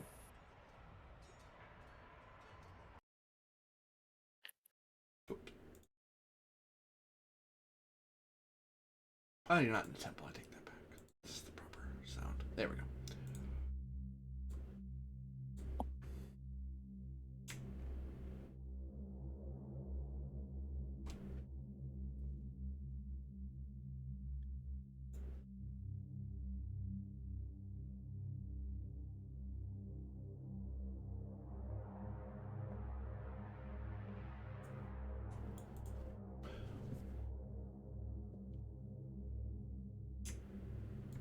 You are welcomed into the fortress. The doors are open for you and then promptly shut behind you. Because it's, they don't want looky-loos. Yeah, it's like, this is a Castor. We're not here for tourists. You want tourism? The theater's over there, Emporium's over there. Shoo. Or what? Or I stab you. Go away. Stabby. And some soldiers taking your appearance. The guys you see someone already running past you to carry on your word as you stand in the courtyard, and soldiers mill around. They give you looks, and because you're not in armor, you are armed to some degree, I imagine, but you're not in full panoply. Yes. But you were let in, so we're somebody. You're somebody, and one of you's a patrician, and one or two people who are old enough or connected enough to know who the Ulii are will look and then stop, look again to check, and and they promptly carry on with their day, because nope, that is whatever that is. Until I have orders, I'm going to leave that alone. That's what I'm going to do. The Ulii want something, and they're in Egypt. There's a bit of history there. And any educated person might know the history. Fortunately, I'm not my however many greats grandfather who nearly destroyed the family with love of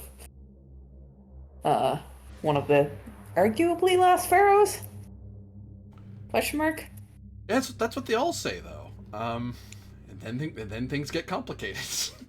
Yeah, it might be even worse if you were more like your one less great grandfather who took the place there and put it in his pocket.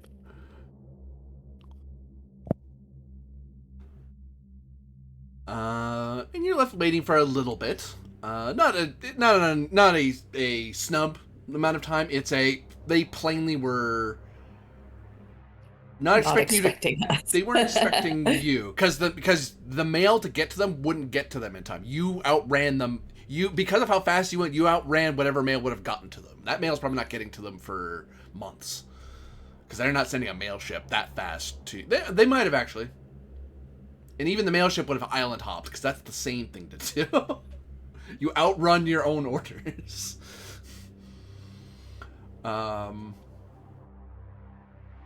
That's pretty badass and very Arcana-y. Mm-hmm. When orders will be following. Yeah, when they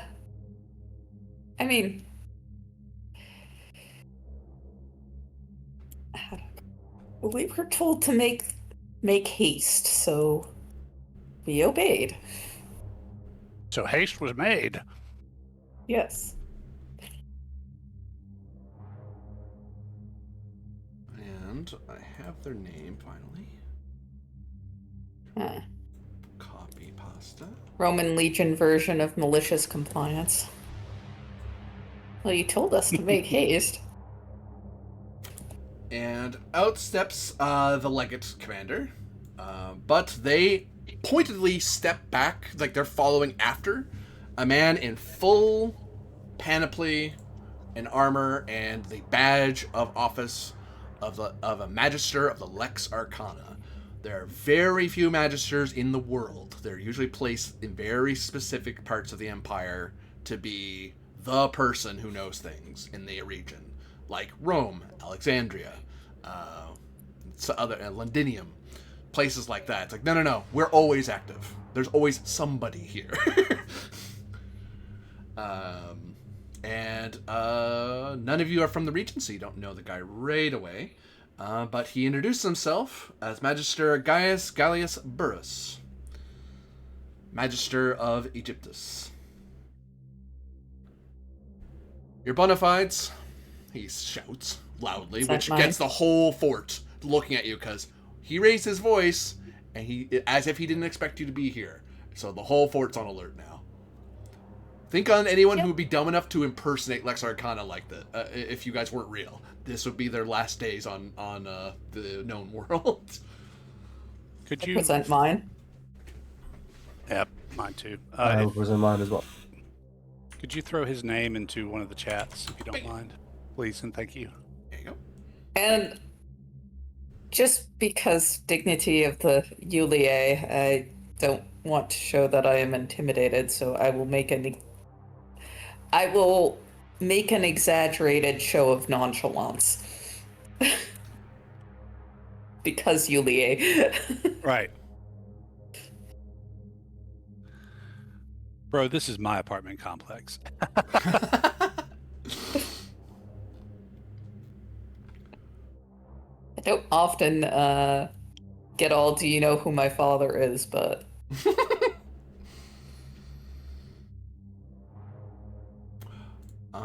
Give me a roll of Octoritus.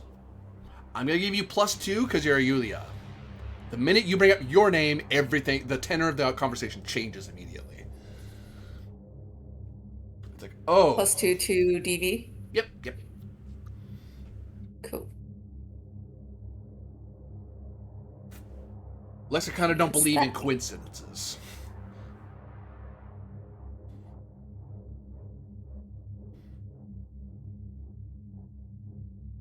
Could be worse.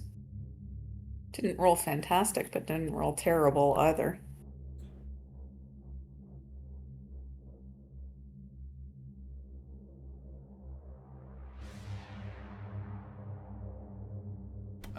Oops, that's the part I forgot to look up.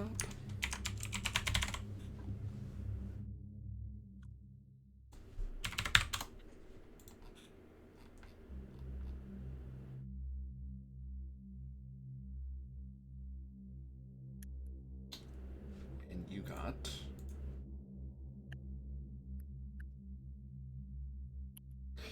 you make your introductions and your full name rather nonchalantly. There's a raised eyebrows and a nod of, oh, okay. And then a grimace of, well, here we go again, sort of look. And how can we be of assistance to Beneficaris Yulia? I was not informed you would be assigned to Alexandria. I believe we may have outpaced our orders. I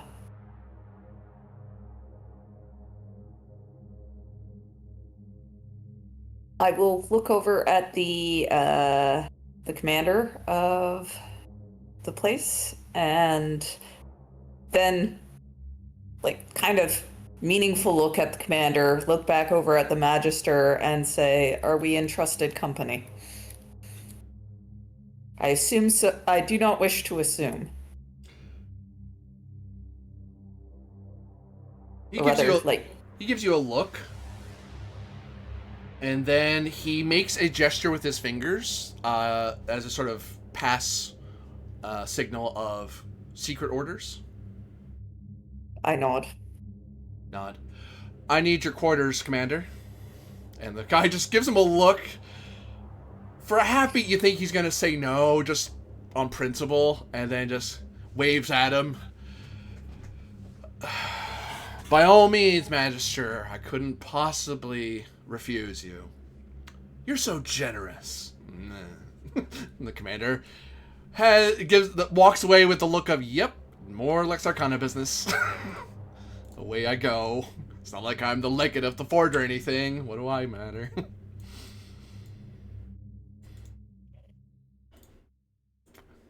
Yeah, sorry, dude. I don't necessarily want to make enemies, but I want to break the security of our orders even less than I want to make enemies, so...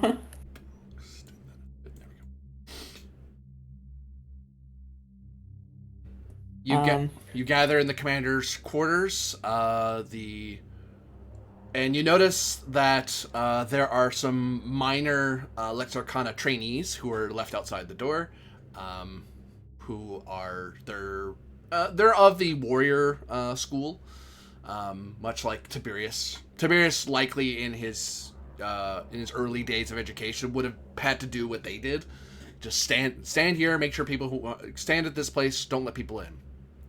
We'll grade you based on how well you do your job. Like, really? It's like, we're making sure you can do basic warrior stuff. This is bare bones. Just do this for like a week, for a couple weeks or a month. And if you fail, you're going to do it for more months. If you keep failing, well, too bad. You don't get to be part of Lex Arcana because you can't guard a door. This isn't hard. And you follow after Burrus, and you see that this is the commander's office. There are various charts and papers here or there, but a lot of it is neatly folded up and put away. But it is plain that Burrus and the commander were probably in the middle of something. And Burrus kind of walks into the center room, turns at the front of the desk, and waits for you all to kind of walk into the center of the room a little bit. I will walk in as well. The door is shut behind all of you, and you hear a simultaneous stomp of the feet of the two people outside, letting you know we closed the door and we're here. That's more a signal to you, the people inside the room. Also, there's a superstitious thing. You remember there was some magical reason why you do that. You weren't given. The only person who would know the specifics would be Calypso, and even then, it's more of a. Actually, no, I can say to Calypso without a roll that it's a way to kind of alert spirits to go away. It's a kind of a nicety that Lex Arcana do, but it's Roman nicety, so it's go away. There, I was nice. I asked you. Yeah. He just stands there and then nods with a sort of carry-on gesture to his hands. I sigh, and then I will say, well, I'm not particularly good at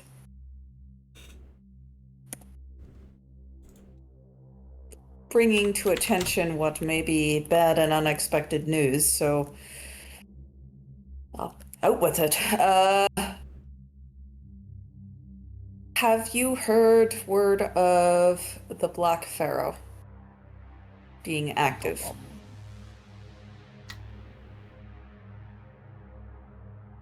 Not in recent times, no, but I am familiar with the legend.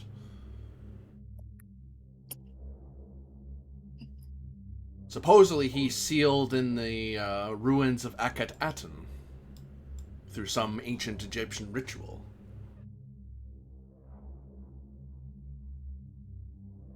We have cause to believe that he may be attempting a return to power.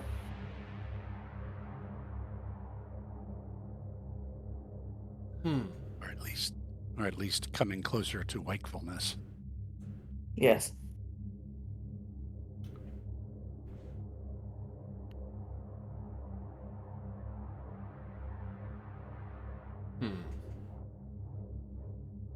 Strokes his chin for a bit.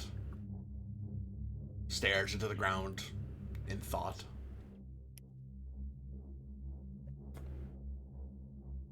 I have not heard. Also hear. Oh, go ahead. No, carry on. We've also heard of an spike of sickness or madness in the city in recent months. Yes, we actually have last spring we had a Contembarum come in to investigate the madness. I haven't heard from them since, actually, for all this while. We had some reports, early reports last year, and they were looking into that, but I heard no reports of anything to do with the Black Pharaoh or anything of that level of intensity. Oh wait, we have even heard. Go ahead. OOC. We have. I have not heard any reports from the Circle of the Usurped either, to indicate that they are active. any more active than they usually are, anyway.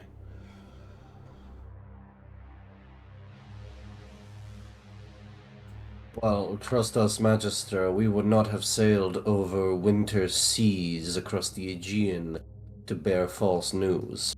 Oh no, yeah, your bona fide crew We is. have seen it. I just realized that we have a copy of our orders that we obviously could give him. Yeah. That will have all the right seals and everything. Yeah, we should do that. Give him a Yeah. copy of it. He reads over your orders. That's actually part of your bona fides because there's your Okay. I'm a real person, and then here's my orders that say I'm here for a good reason. I'm not just here for fun. Although your bona fides could be just your rank. I'm here because I'm here. What are you gonna do about it? You know. Yeah, he Okay. nods Cool, yeah. and says, "Well, my suggestion then is to."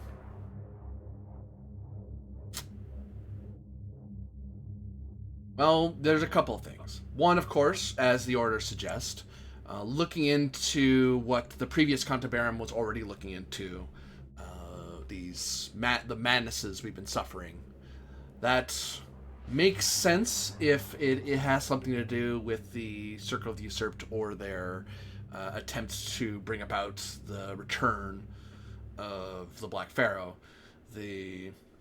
Perhaps this madness has more to do with his black wind than it is any more local disturbance, but I don't have evidence to suggest that quite yet. So you could look into that here in Alexandria yourselves. Look into the Library of Alexandria here and find further details on the matter. I know quite a bit, but I'll be honest with you, if I were to look up on the matter, I would go to the library to check my information. Just be sure to pack a lunch. It is larger than any library you've seen, save for the one in Rome, and even then, they our modern ways of managing our information has not quite reached across the Mare Internum, much as I try to change the fact. Side note: there is still no international standard for archival cataloging. So there you go. So Wait, don't what worry, this guy buddy. is It doesn't saying- get any better. Right? Yeah. What this guy is saying is that the Library of Alexandria is like a modern IKEA. You can get lost everywhere. Yeah. Without the meatballs, we have to pack a lunch. Well, the horror. Like they'll offer you bread, but I wouldn't take it. Yeah. So, Bread might be as old as some of the Yeah. books. I have a So the- question. go ahead. Okay. He's giving us all these tips, but is he full of shit? Does he really know nothing, or is he lying to us? That's worth a roll. That is not a bad thing to ask me. That is a roll of sensibilitas. I'll help. Or I will attempt to help. I mean, You know, being paranoid in combination with rolling kind of bad is bad. Paranoia. Because it's like In it's this not game. really.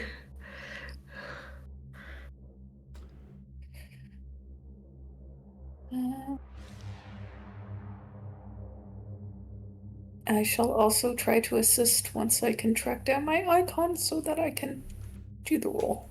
Over here. I'm probably not going to assist very much, except perhaps by lowering the difficulty, though. Any sense from Tiberius? Or is it Do I sense lock up believe a attacks? Do I believe a magister would lie to me? No, ma'am, I would not. So it would seem to you he's being as direct as any magister of the Lex Arcana ever is. There's probably something he's holding back, because they always hold something back, but it doesn't seem relevant, at least to him, whatever it is he's thinking. so he said the other Cantaburnum investigating the madness was sitting here how long ago? They arrived Last they, year? they arrived in spring. Okay, this spring. It's winter now. Do we know what the Circle of the Usurped and the Black Wind are? Or I guess I should say, does Corvus know what those things are? Demagia. No, Corvus does not know what those things are. I can tell you that. Do you want me to help you think about it? Yeah, Imperial cults. I guess not. No, they're not they're not part of the Imperial cult. Hey, it's first chance to use your handy dandy reference book. Because they are Is it definitely forbidden? they are forbidden. They are really forbidden. Excellent. Ha! Nice. Whoops, I clicked the wrong button. Oh yeah, no, you totally got them.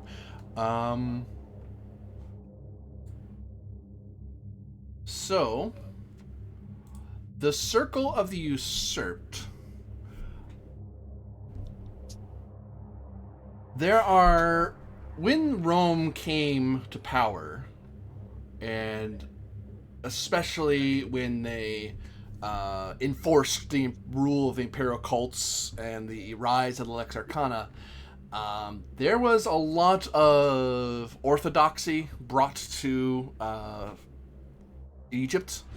Not just Egypt, like everyone had to adjust a little bit to what the Lex Arcana thought was proper for the good of the empire, and if you don't like it, we have swords and the Legion at our back, so that we're not asking. In Egypt, Egypt has long rankled under Roman rule. There have been many over the years, from emperor to emperor, who thought that they could break out, but over time, that has become harder and harder for them to manage, and Lex Arcana has many a time dealt with some matter or another of some fool or another trying to use magic to free Egypt. One particular organization is the Circle of the Usurped. They plot to bring about the son of Horus. Supposedly, Horus has a living heir in the world who could be used to bring back Horus's power into the world, and bring back a pharaoh in the more traditional Egyptian sense. A child pharaoh, a son of Horus that will come back and bring Egypt back to glory, and so on and so on. Many organizations have that as a common theme. That's usually the rallying cry, and any talk of a son of Horus gets investigated almost immediately, even by just the Legion, just because that's seditious, frankly.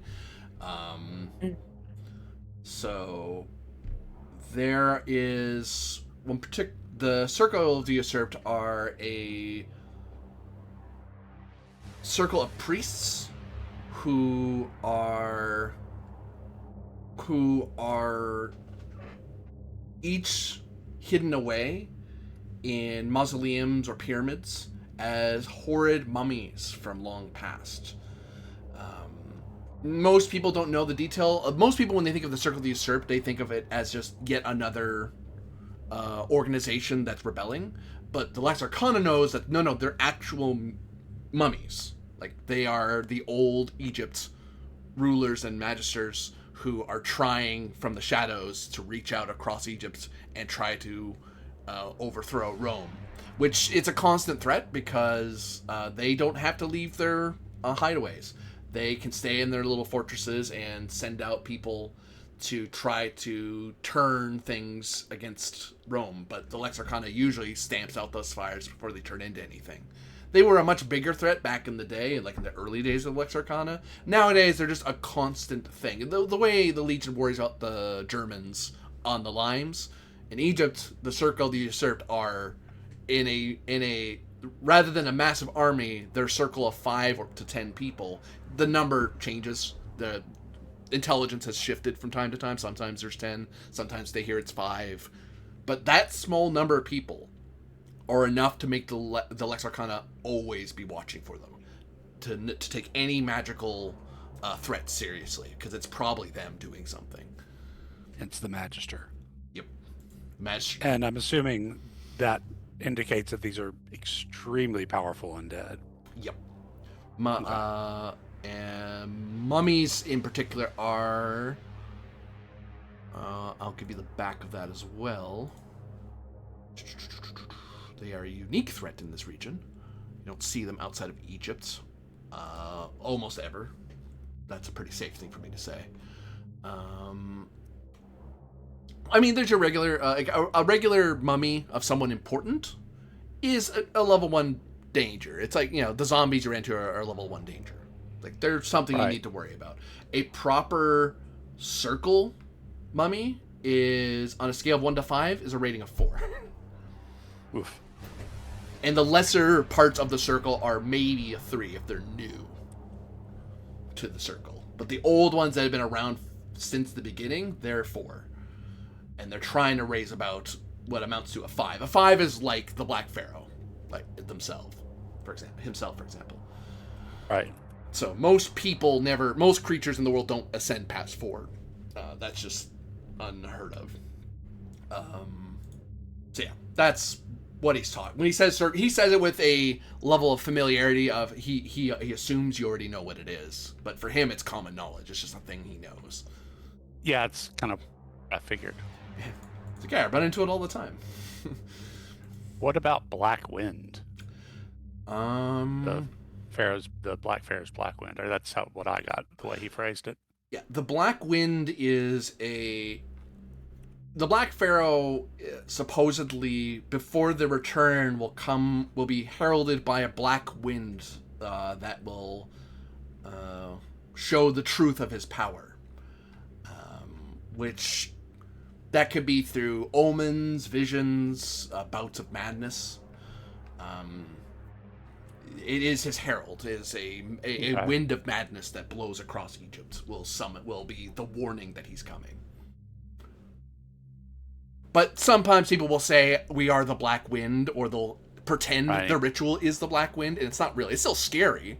You should do something about it, but it's not the Black Wind. It's not that big a deal. You're just trying to sound scary. Cool.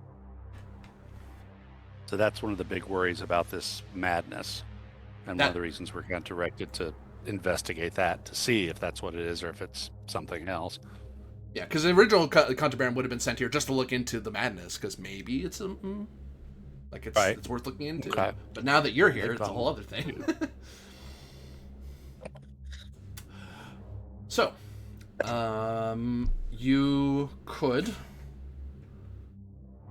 Well, I mean, we'll be of assistance. If you have any particular requests, I can facilitate those to the best of our ability. We have other things to deal with on a daily basis. Nothing for your Contrabaron to be worried about. But I'm willing to organize things as needed. Don't worry about the commander. You talk to me, I order him. And that's how we've done things. Fair enough. And if he argues with you, your bona fides trump his orders. He does not get to deny you my presence. And I'm usually here, or I'm in the governor's office, but I'm mostly here these days during winter. Just frankly, I don't want to deal with winter issues in governance. It's all tedious, really. But other suggestions I could think of that would be of use to you. Let me think. I'll tell you what I told the other Cantabarum. I just have to recall. He looks around, and he walks over to a wall of scrolls, and he starts letting his fingers glide along for a second, and he grabs one, checks the side of it, puts it away, grabs another one, nods when he sees it's the right one, he unfurls it and starts reading over his notes. Okay. So, he turns to look at you, so he's not talking at a wall. Alright, so we've had bouts of insanity, as I was saying before, here in the city. The madness does not seem to care about one's position. It comes from all walks of life. Some of them supposedly they may have seen or read or heard something that's driven them mad. They give different accounts. They commit crimes, cause accidents, usually resulting in death. So some have even harmed themselves quite severely. Some we've had to kill either in self-defense or through the Legion. In particular, it's been coming from the neighborhood of the Rakotis, the Egyptian quarter of Alexandria. And for the most part, we've been containing them. The ones we can capture, contain. We put them in the lighthouse, which usually we use for naval quarantines. But given the situation, I've co-opted it for our purposes. And if a bout of illness hits us, well, they'll just sit with people who are equally ill. We heard about these issues, as I said before, in last winter. At first, there wasn't much consideration that it was magical in any way. People get sick. It happens. But then it got worse and worse and worse over the winter, and that's when I made summons for a Cantabarum to get here and look into it. I haven't heard from them since spring after that. I told them what I'm going to tell you now, to look into those insane in the lighthouse. That there are priests who are local priesthoods who have been trying their best to look into it. I've been doing my level best to keep them out of it, which has not won me any friends. So I would suggest to you that you don't, if you're working with me or with any of the Legion, feel free to show your bona fides and use your full authority. If you're dealing with the locals, I would keep that under your robes. The orders are valid, they are lawful, but you may find soft words get you farther than the Aquilae of Rome when it comes to the Egyptian populace, especially their priesthood, which I will remind you, their veneration of their gods is the veneration of the imperial cult. We have seen that in Jupiter they see Ra, for example. They have different words for it, and I imagine your training will have already informed you as to which ones. The obvious, of course, is to any of you that venerate Horus is one you should be wary of, or Seth rather. Those are ones you need to be aware of, but there is a way Egypt does things, and it is best not to be too forceful unless it is necessary. I'll also let you know that there have been issues we've heard in Crete as well as in the Western Deserts. So I've called in Cantabarum to look into those matters. I don't believe they're connected to the madness, but I'm just informing you so you know that Egypt, as always, is an active region. So there's always something to look into around here in any time of the year. So if people seem rather used to you here, that's because they are. They are used to us constantly looking into their matters. And Roman citizens tend to be as fine with it as they ever are with our presence. The Egyptian populace, well,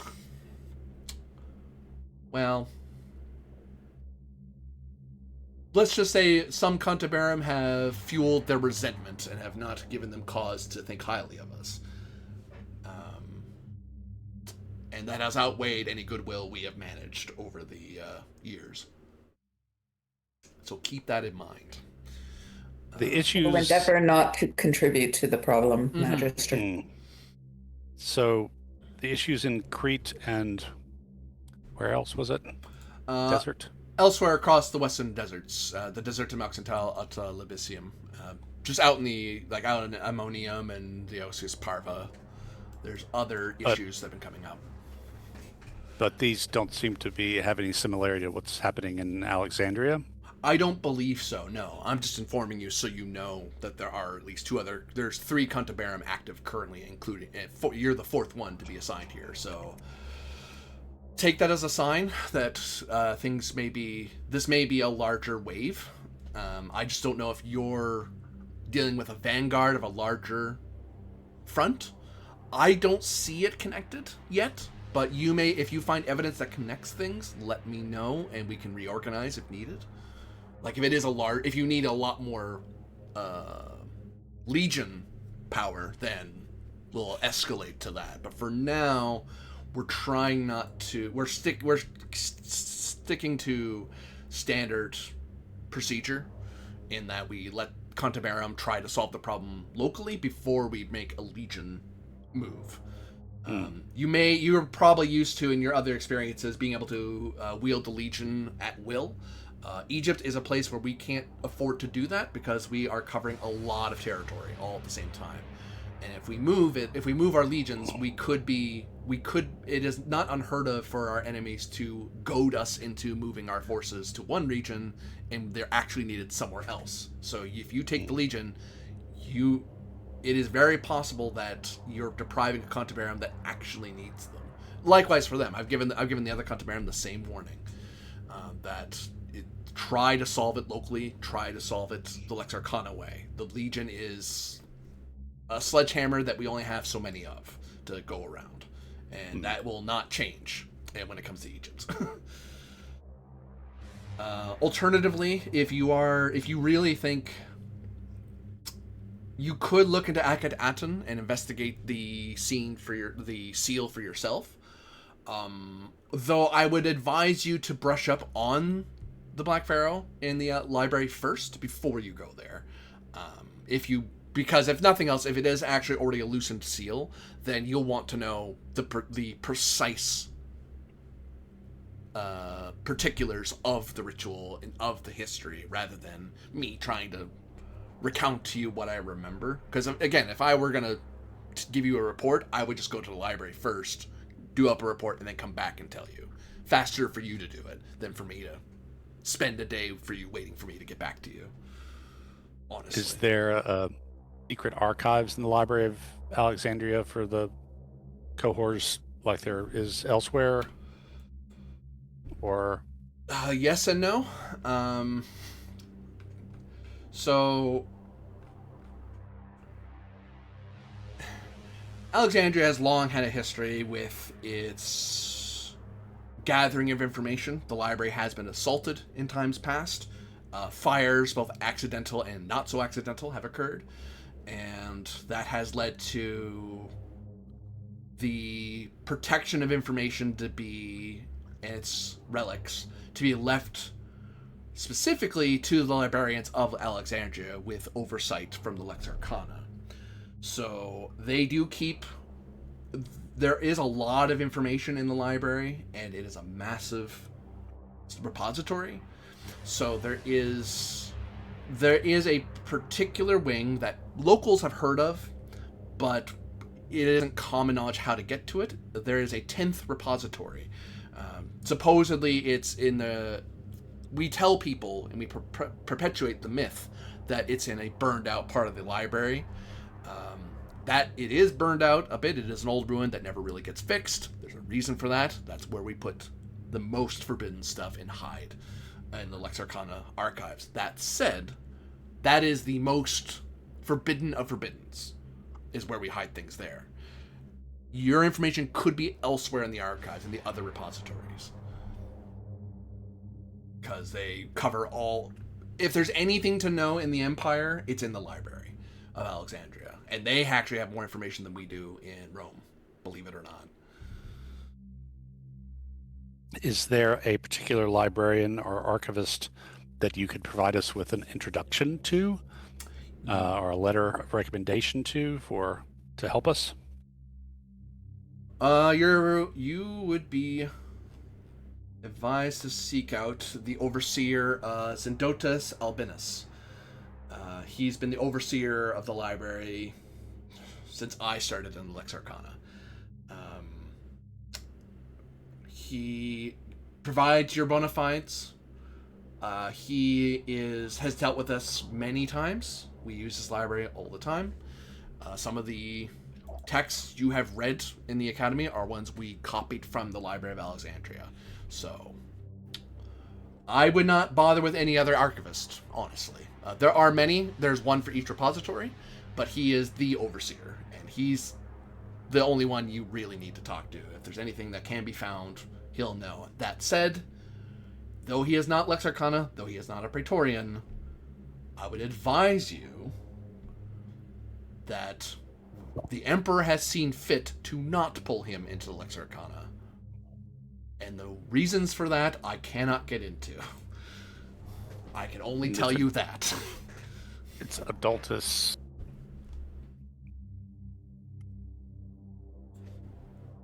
The Adultus Albinius. Albinius. And if he pretends he doesn't know Latin, he is lying to you. He thinks it's funny. He just rolls his eyes at that. Fortunately, Calypso's fluent in Greek. So am I. Ah, cool. You fancy speakers, you. It might also be handy to have the names and physical descriptions of the Cantabarum sent here in the spring that may have gone astray or otherwise. He goes back to run across them. He goes back to the wall of scrolls and searches for them and grabs one out and then turns around to hold it out to you guys. Here you go. And in that scroll, you would see a written up report of the Legion when they spotted people, and they were told to give an account of what they looked like. So you have multiple descriptors of what the Cantabarum looks like. And you think on it, and having seen it, you're pretty sure that's what happens to you guys every time you show your bona fides at a fort. They note your existence, unless you specifically tell the Legion to lose it. But that's rare. You'd almost never want to. If you were going to be secretive, you wouldn't go to the Legion house. You wouldn't go to the Castra in the first place. Right. Magister, a question, if I may. First off, thank you. You have been surprisingly forthcoming. More so than anyone in our adventures that we have so far encountered. What I'm interested in is the following. Should we encounter something not of this world, what are we to do? Our axes and our swords, I have seen it in my dreams, against what awaits us, are very limited. I would read in the Library of Alexandria what your other courses of action are. My understanding of the history is that even the ancient Egyptians, when magic was far more powerful to them, and they had more access to their gods, they had to use every ounce of their magical strength to seal him. They couldn't even slay the Black Pharaoh, and he was not born a god. He was born a man who amassed power. Though there are differing accounts how he did that, it is enough to know that in the legends he was sealed. So, if steel and bronze are not enough, then there's always some ritual or another that deals with magical threats. Nothing and no one is immune from the magic that exists in the world. The matter to consider is what price one pays to do that. What I specifically wanted to know as well, Magister, is we don't have to run it up the chain of command should we see something otherworldly. We are allowed to act. Technically, you're supposed to report every little thing to your Magister, and I'm supposed to give you very wise and sage advice as to your proper course of action, but you and I both know, and my seeing your bona fides and from the introduction of the Beneficaris, none of you are new to this. And you all know that speed is our weapon. And it is why we outpace our enemies. So, officially, you're supposed to report in, soldier. But realistically, do your duty when you see it. And if you get written up for it, let senators argue those things. That's not for us to concern ourselves with. It wouldn't be the first time a senator was on my ass, pardon my Egyptian. He nods, and then gives a apologetic look at Yulia, like, sorry. Sort of look. Like, oh yeah, wait, one of you actually might have a senator in the house right now. I do. I snicker as well because as a patrician, I know firsthand that senators are neither as dignified nor as wise as they'd like people to believe.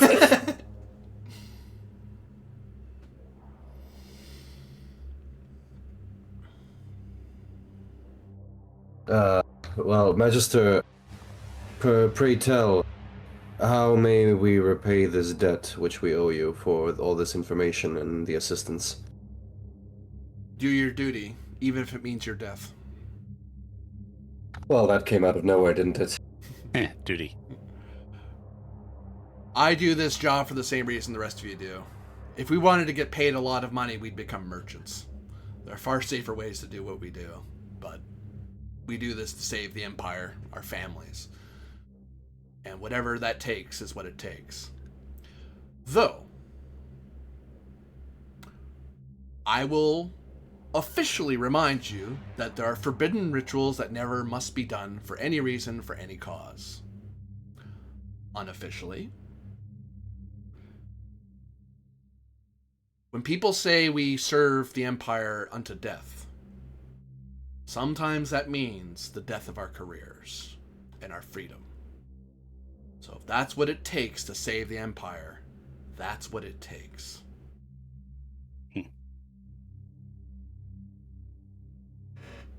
Well, never has future come closer than when we are discussing it, so I propose, comrades, that we leave the Magister to his business and attend to ours. We are going to spend a lot of time in the Library of Alexandria, which is not something I look particularly forward to, but needs must, I suppose. Always wanted to see it. It gives me So just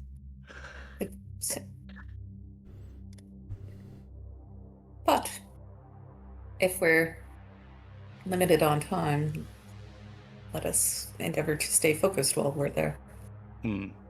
exactly, we should absolutely go right now. That works. What time of day is it? It's at most mid-morning by now. Okay. You guys basically arrived a little after dawn. Yeah. So let's maybe find lodgings, or unless we want to just stay here at the Castra. I would say, though, since he told us to kind of keep a low-ish profile as far as our bona fides go with the locals, that maybe staying in the Castra is not our best bet. Yeah, I think we want to find a man soon. Yeah, or some, yeah. And honestly, I wouldn't mind cleaning up a bit before going to the library. So maybe hit the baths. As if the smell of old and musty books is going to cover up our funk anyway, but yes, a bath does sound nice. But a really quick one.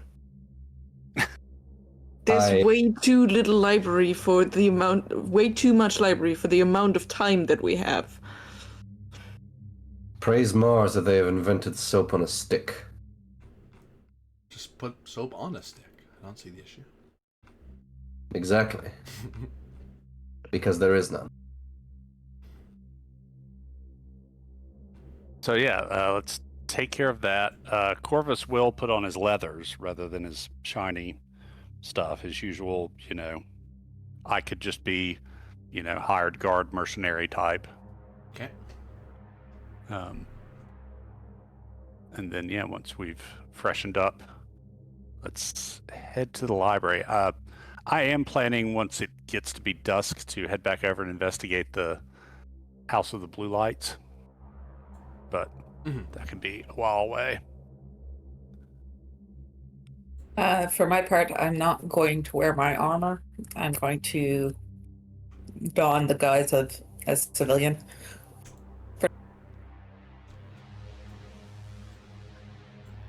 I'm not wearing my armor either. I think it's bad taste to show up to the Library of Alexandria in a musculata, so, Corvus will slip into his usual role of, tagging along behind Julia enough to make people think that he's her, bodyguard. Yeah. I just wear my reading gloves. Reading gloves. It's important. Pieces of this library are worth more than our lives, most likely, in money. That's Well, not then it's a good thing that we have never placed monetary value on our lives, at least as far as I'm concerned. Those markets If that do is the case, if that is the case, then I have killed many millions worth of denarius of men and women. Yes.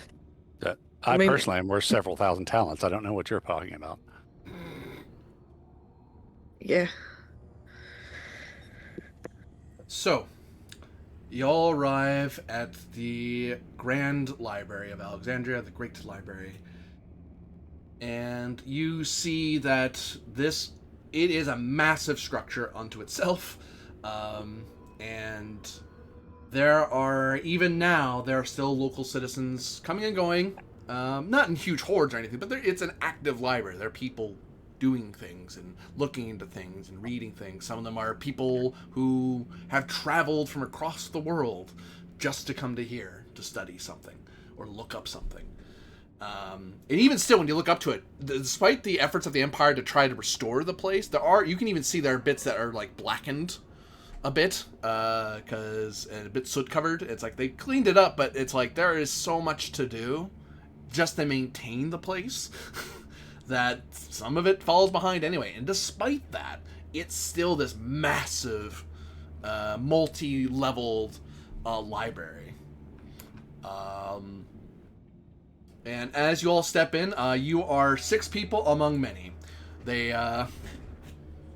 You are told rather quickly, though, to leave your dog and bird outside. They don't want them flitting around in the library.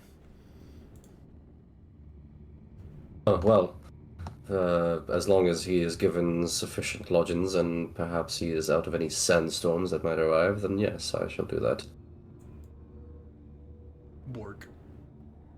Good boy. Good boy. Let's seek out Xenodotus. What of your bird? Do you kind of walk in with him anyway, or?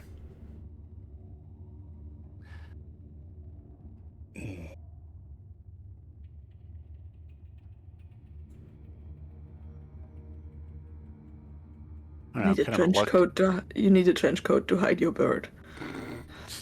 He can just stay on the shoulder. A few of the library people start actually getting in your guys' way as they notice you were told to leave your animals out, and then you keep going, so they start rushing over to you. Hold on. You can attempt either a debello or de societe to get them to leave you alone. Because they can't really force the issue, but they can be annoying. They'll continually harass you to put the bird somewhere else because they're really concerned the bird's going to run around and damage something. Well, Right. if you want Yulia, I can tell him that it's his emotional support bird and leave off, or you can be more diplomatic about it. Let me see what I can do with this. Probably not much, but we'll try. I got a If you want, I 9 could to try. just kind of snarl at him.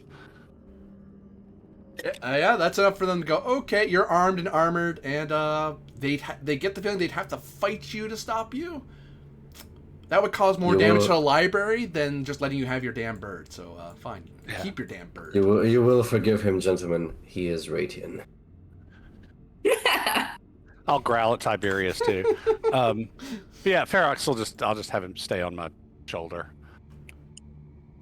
Ferox has that curious look of a bird that smells many interesting smells and would like to go snipping at them, but he's well trained. He knows not to go flying around when you don't want him to. Yeah. Like that little bird turned of, huh? What's that? Huh? What's that? Like, no, don't go anywhere. But I smell things. I'm gonna go see. No. Here, have snack. Don't go anywhere. I'm source of food. Don't go anywhere. But there are mice. There are so many mice. Yeah. I could hunt them all. Gotta hunt them all. Actually, I imagine the librarians would not mind that too much, actually. Until it started banging into every stock and shelf. Like, what idiot let a bird out in here? You gotta imagine there's like this massive clouder of cats that the library keeps. Yeah. Plus it's Egypt, so yeah, lots of cats. And I mean, the bird might look at the cats as food too. Depends on the size of the cat. In time, Not much trouble, as you tacitly ask after where the man is. It does not take you long to be directed to Zendotus Albinius in his office. When you find the man, he has long, thin hair, skin that is as white as his hair, which there's a reason he's called Albinius. His lips are thin, dark strips, and his eyes still retain a piercing blue stare. And he is in his study in the secondary wing of the vast library. The room bursting with scrolls and parchments and small little idols and talismans from all over the world scattered around. He kind of murmurs to himself and looks at you entering and then wonders. There's a look of checking if you're going to turn around and then notices you're not and then looks back down to whatever he's fiddling with or looking at. Wait, and then you kind of enter the room fully and he still doesn't really say anything to you. He's aware you're there. And he's just kind of continuing to do whatever it is he's doing. There's occasionally he'll look up to make sure you're not touching anything or running into anything, and then he'll look back down again and walk over some other place. Librarian. Mr. Albinius. What? He says something in Egyptian. And then You he makes know a Latin. gesture of, I don't understand. You know Latin, don't pretend you don't.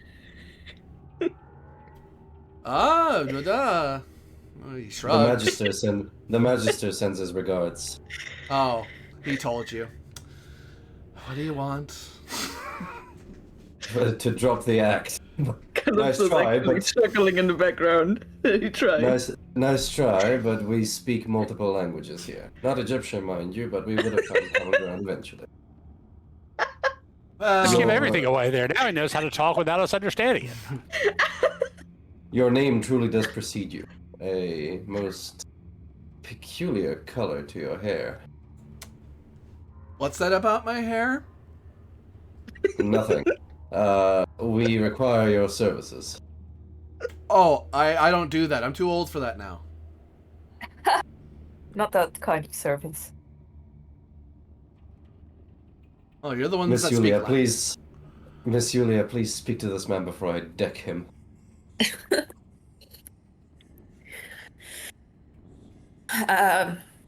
Do you prefer Latin or Greek? I will ask the old man. Whichever one you can speak in better. Though I personally, I like Greek food. Thank you for asking, but I'm not hungry. Where can we get a good spanakopita?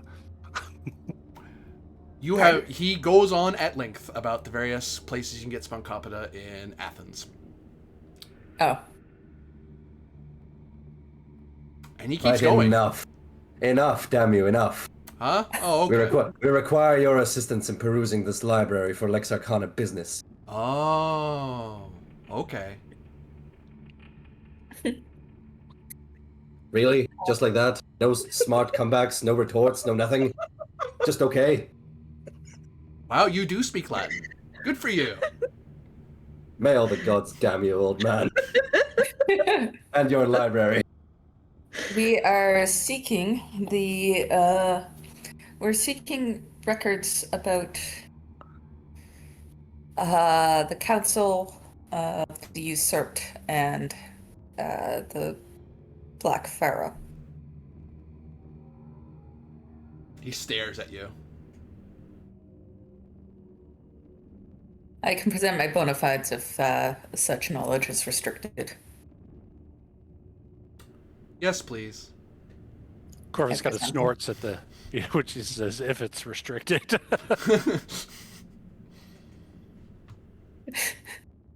Present them.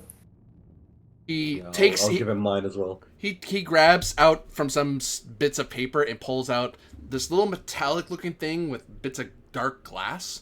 He kind of fixes them on his nose, covering over his eyes, and just kind of peers and leans very, very close to them. Uh-huh. Uh-huh. Okay, and, oh, you have one too. Okay, go ahead. Show me yours. Uh-huh. Show him. Okay. I want to see all of them. Yes. Okay. You said the things in the frame he was putting over his eyes were dark? Yeah, like dark smoked glass almost. You're surprised he could see anything through them. Okay. Peers at Calypso's bona fides when she presents them. What are those glasses for? Huh? For reading. Ah. See, the thing is that the lighthouse, you've seen it, right? The big one with the flame? Yes. Okay. So that's very, very bright. Now, that may seem obvious, but it is so bright that working up there tends to blind people, or it did. So, at some point, someone decided that maybe they should have some tool to make it easier to work there without having to suffer blindness. So they invented these handy little things. Now, funny thing, that means that through their ancient mains, they're imbued with a certain level of magic to them that allows one to read even the most blinding of texts in relative safety. Though it does make for places being rather hard to see if it is dim. So, hence, he gestures around at the various lanterns in his room, hence the lights. But it does make reading some of the more interesting texts safer. And absolutely safe, but safer. So. Interesting. And I assume you have the armored one with the bird in my library. That better not poop anywhere, or I'm eating it. Corvus hands over his bona fides Hurt. and says, well, I wouldn't put too much money on you eating the bird versus the bird eating you, but he's a very good bird. He gives a suspicious side eye at the bird. The bird doesn't care and looks around. Because bird stares at your bona fides for a bit. Oh. They sent far more experienced Cantabarum this time. Interesting. This time? Yes. Don't see Beneficaris all that often, or their subordinate. Usually it's the fresh ones that come here to learn the truth of their duties and get a bit of an education and learn that the axe isn't the sole way to cut down all trees. He gives a look at Tiberius and then looks back to Yulia.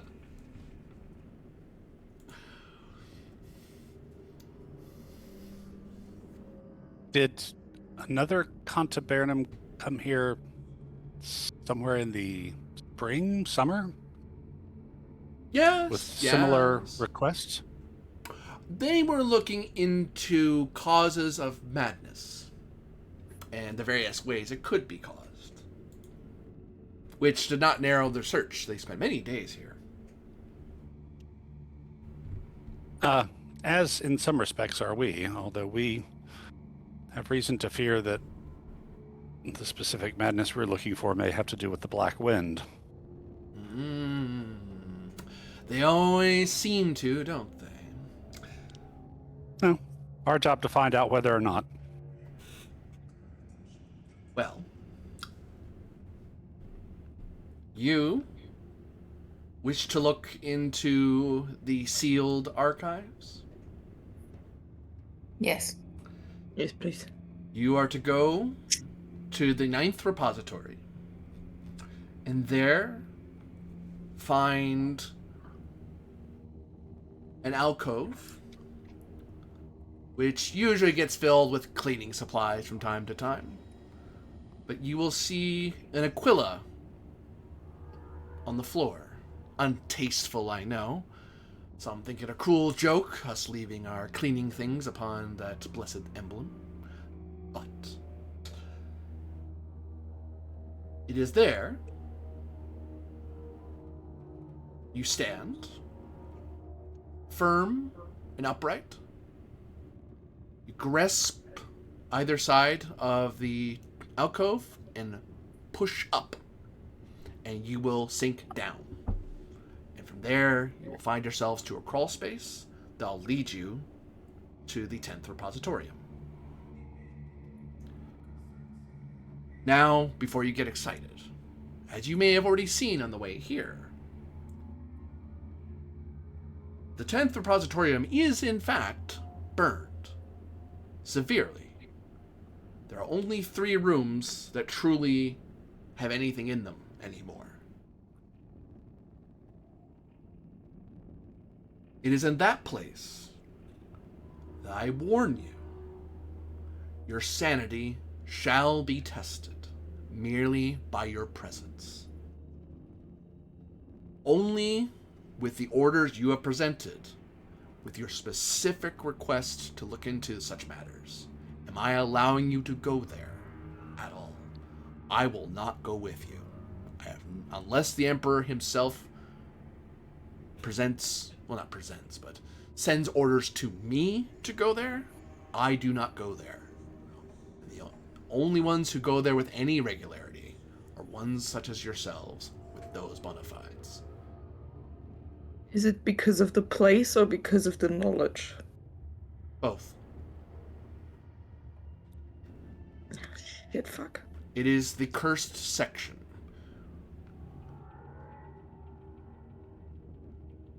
It is where, in all repositorias, we put various things and categorize them.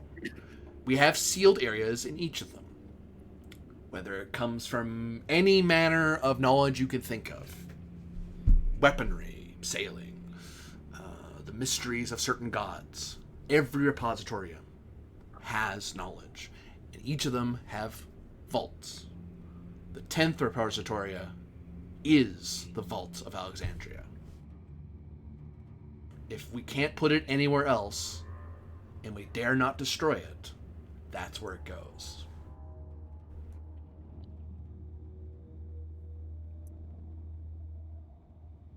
And any other than myself, the Emperor, or those with written bona fides authorizing specific investigations, are allowed in there. You see anyone else in there, they are either the dead, or they should be, quickly.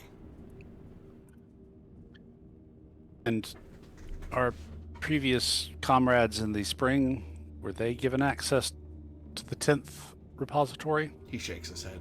No. Hmm.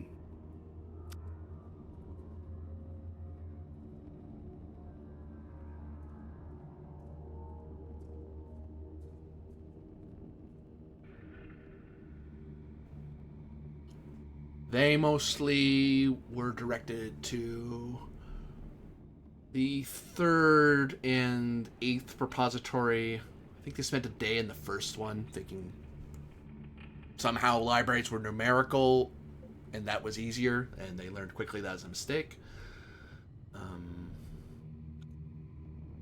I think the last one they looked in was the 6th repositorium before they left.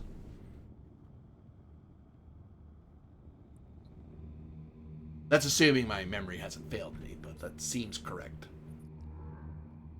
What, is there particular subjects stored in the 6th? That repositorium is specifically archaeology. Pertaining to some particular area? To the entire study of archaeology. Oh, I see. We used to split it up, and then it became so big, I decided to just make it its own repositorium. Far more efficient. So, is there any prophylaxis to protect ourselves against the madness of the 10th repository? Go there and look only for what you are looking for, Do not browse. Be very specific and focused on what precisely you're looking for. Don't look at any weird flashes of light, an interesting book, a pretty picture, a baby cry, anything else that is irrelevant to your search, you must ignore.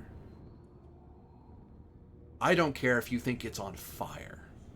If you're not looking into fire, and you're not literally feeling it on your skin, I am telling you, it is not there. And you must believe that, or you won't leave that place. Well, I correct myself. You will, eventually, when we send a Cantabarum to fetch you, but... Assuming you live. You speak as though it is haunted. It is. Come, you jest. Orvis kind of looks at Tiberius sideways. It says, I mean, it is where they keep the most forbidden of the forbidden and the most secret of the secret. But it is a library. If I was a ghost or something, I would haunt a library, for fuck's sake. That's the coolest shit ever. That actually gets Underdonis to laugh.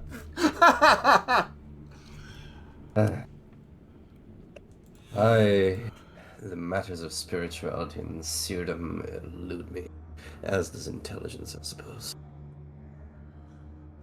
I believe there's a correlation. Stuff it. Well, then I suggest before we proceed, we find a place and develop a research plan, if not even actually writing it down and making copies to keep ourselves focused if necessary.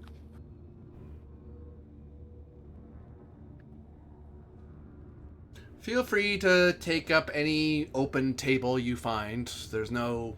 We tried reserving tables, but it just became another bit of paperwork we have to keep track of, and as you can imagine, that is... I need less paperwork in my life, not more. Question, GM, is there a table in this room? They seem to be occupied with various scrolls. Oh, okay. That would have been amusing. One wonders if some of those tables are covered specifically for that question. Yeah. One doesn't wonder for long, one knows.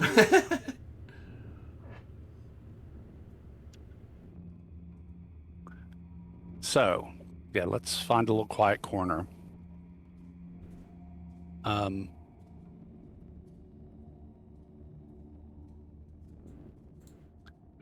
In fact, why don't we head on over to the 9th and see if we can find a little quiet table over there.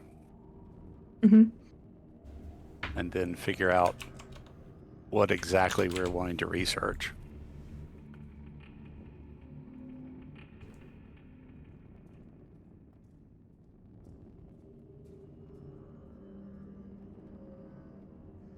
Your footsteps echo as you walk through the massive library. Getting further and further away from the front doors, getting deeper and deeper. Turning this way and that. Occasionally maybe asking a librarian which way to the... And they're like, go that way.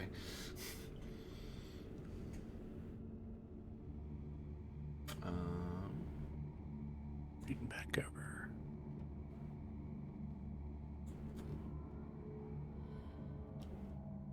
And as you get up to a...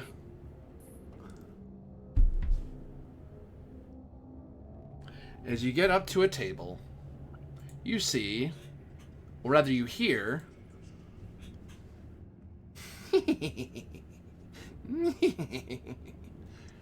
coming from one of the shelves above you. It's one of those things that hangs out with Jabba the Hutt.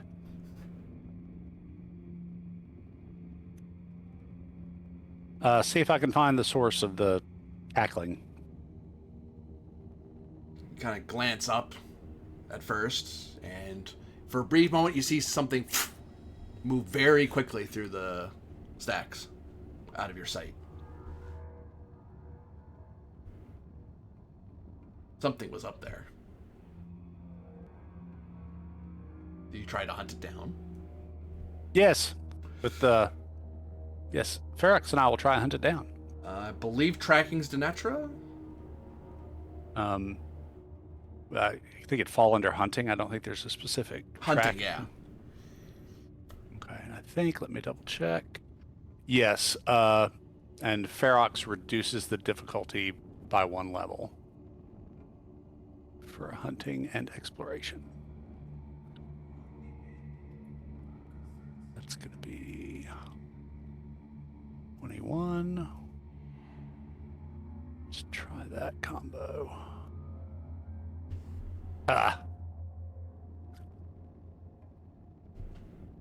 I tell you what, I'm actually going to spend 6 Pietas and re-roll that. You really don't want to read anything here. Well, I'm not reading things. I'm trying to catch something. Yeah, that's exactly the point. Like, Oh, yeah, sure, there's something to hunt here. Okay, see you, Corvus. Yeah. No, it's real. Yeah, we're not in that part of the archives yet. Okay, there we go. 19 total.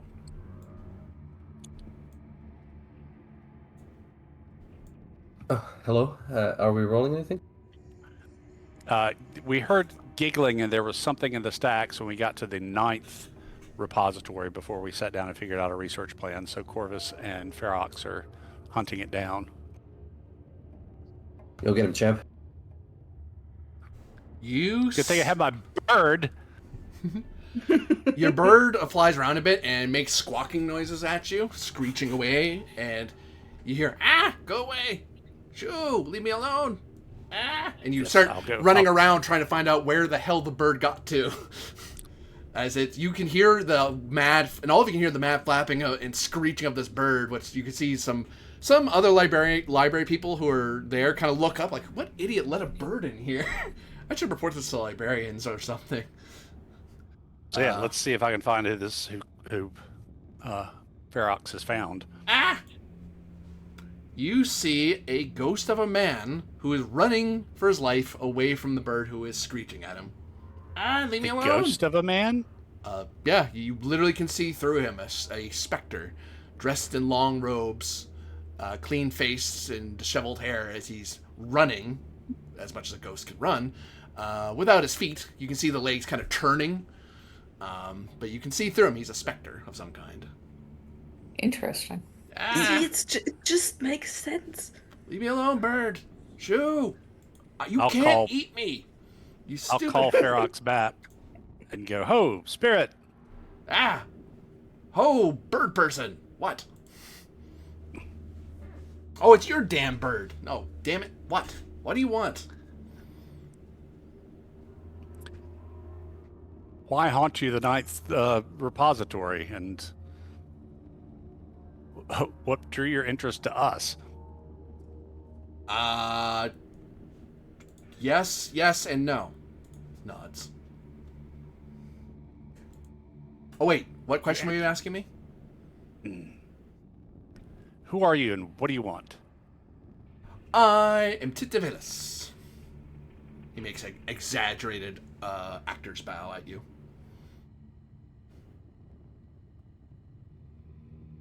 And I am trying desperately not to be bored. Though I don't qualify being chased by a bird. That does not count. That is not fun. Were you very, very bored loud. while it was happening? Huh? Were you bored while it was happening? I was mildly annoyed and frightened. It's not the same thing. What, if I threw tomatoes at bored. you, would that be not bored? Well, I wouldn't be bored, no, but so I'm happy to help you in your quest. Oh, goody. So look that way. No. Damn. Were you interested in us for any particular reason? You're new. The Library of Alexandria, surely that happens every day. You see some familiar faces. You're brand new. Like Shani Denari new.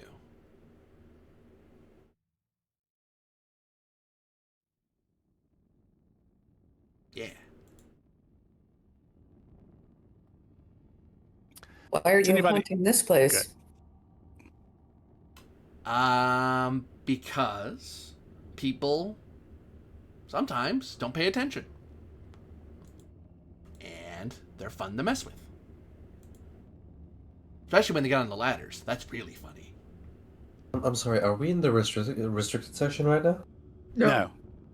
Oh, You know, This is just your standard library ghost. okay. you know, maybe I should just get lost in here. It's a magical place. I don't want to leave.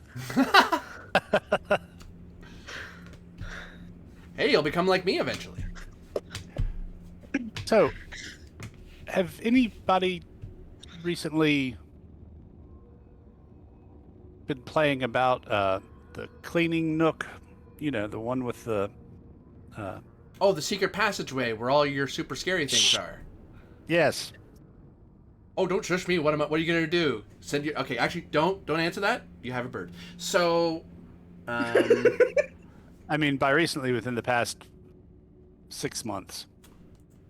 Has anybody been mucking about? Who? I mean, yeah. Wait, no. In- Yeah. Well, no. Yes. No. Hold on. Okay, anything been mucking about? Oh, yes. Getting down there and back. Oh yeah.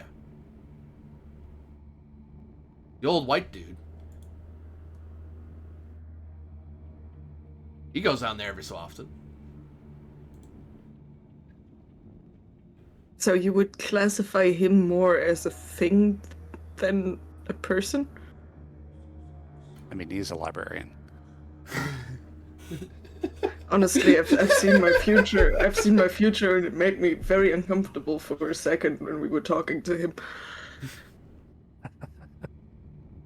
Right. You know, librarians are archivists. We're way more closer to some things than some ones. So.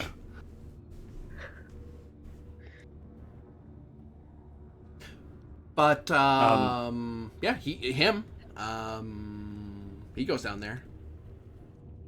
Anyone else I do. recently? You wanna Anyone come do with else? us? Huh? From what we've been told, that's not even safe for you.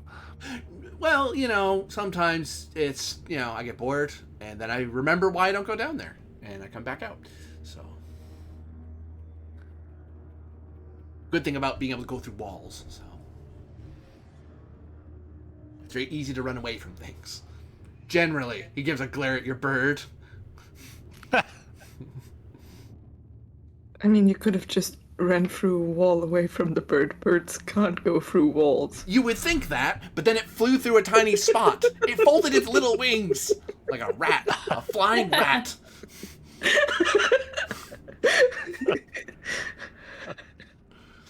My good man, were you pecked to death by birds or something?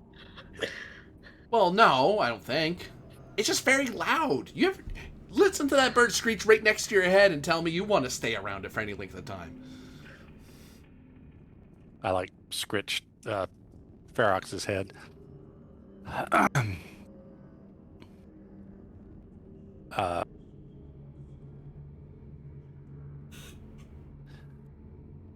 Do you just hang out in this particular area of the library, or do you wander farther? Pretty much anywhere in the library.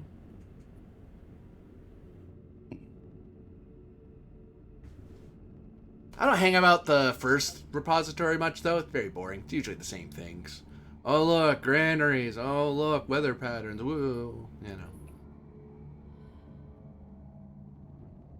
A few months ago, there was another group kind of like us. Oh, an annoying jerk with a bird and a bunch of other people? No, I can't say that's What? happened recently. What's your language, spirit? You don't have a bird, so nah. I could have brought my hound in here to harass You you, had a and dog? Why didn't you bring the dog? The dog would have been fun. I would have messed with it for hours. Oh, curse it. You probably have one of those big dumb ones too that runs into stuff. Oh, that would have been funny. Hey, he is not stupid. Now listen to what the man has to say and pay damn attention.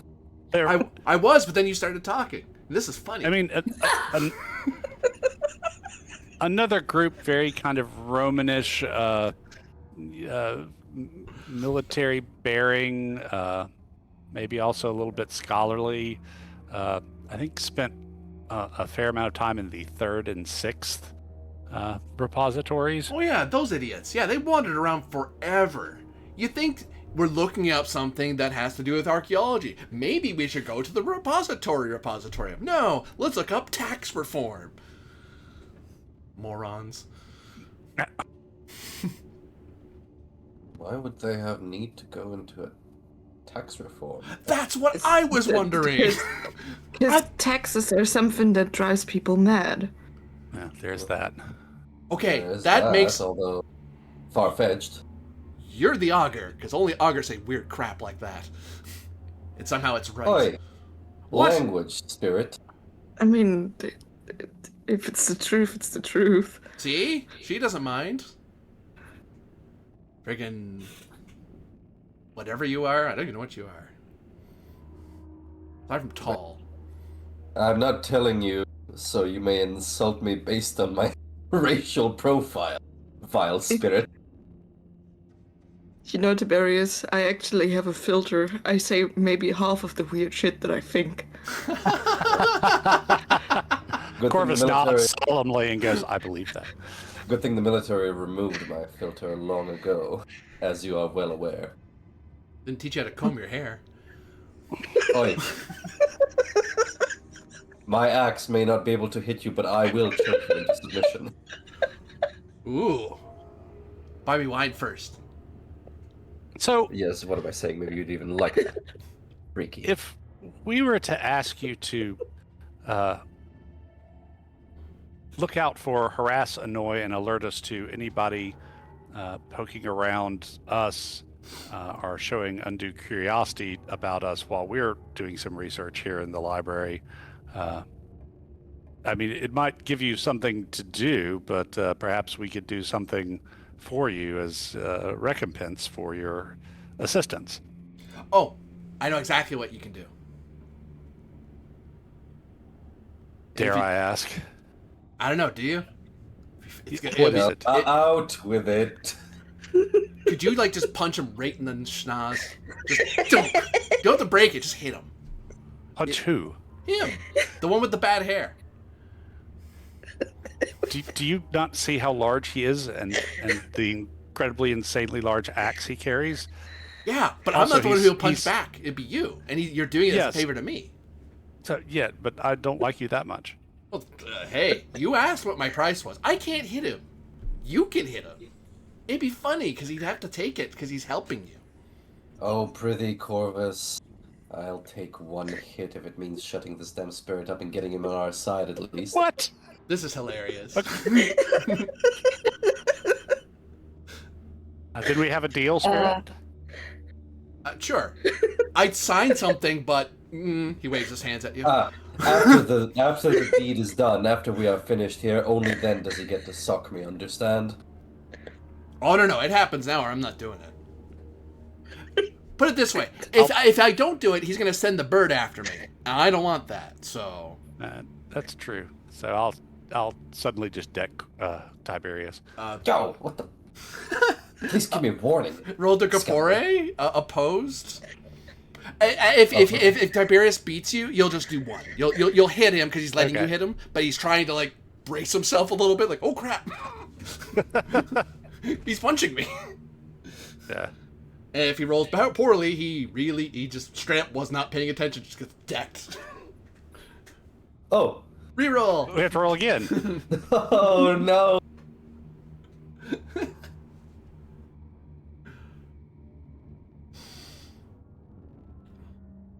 Do the same. Ah! Uh-oh.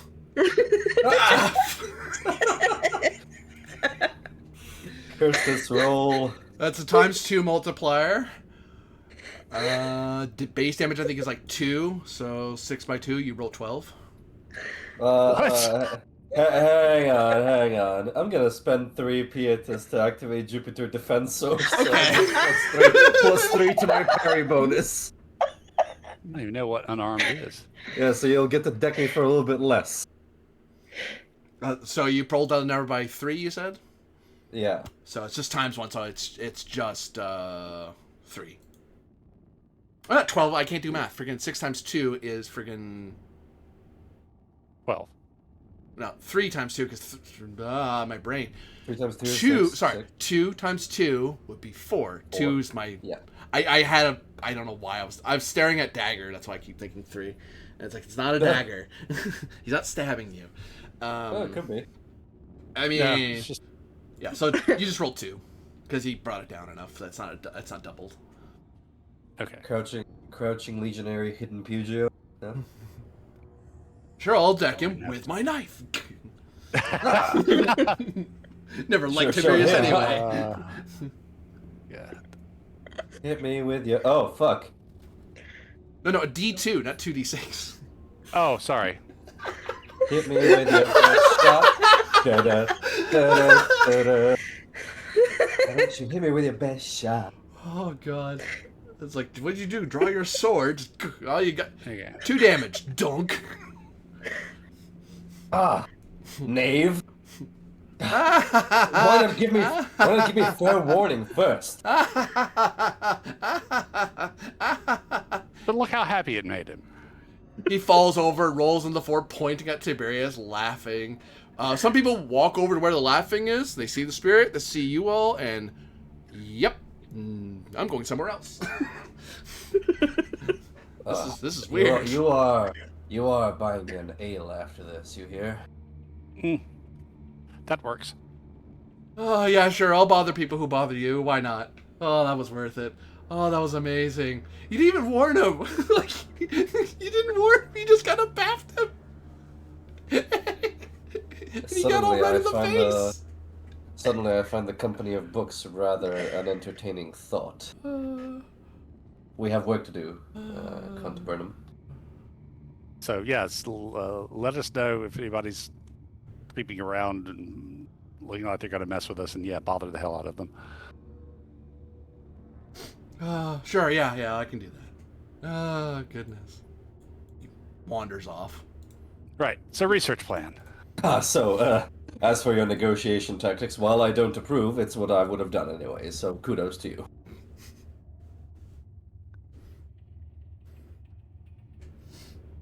Hiding is a delight. It just turns baff. Ow! Damn it!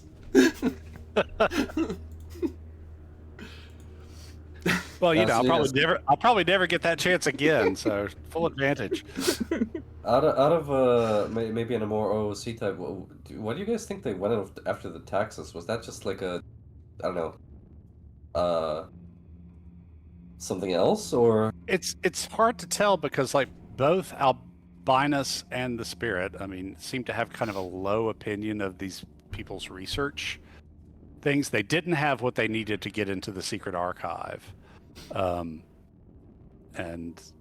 so you know, Albinus. I can't remember if you were maybe AFK or whatever. Told us that they spent too much time in the first, which is just your like generic kind of thing, and then spent most of the time in the third and the sixth. And the sixth was the last thing before they left, which was archaeology. Yeah, you were there for that. Yeah.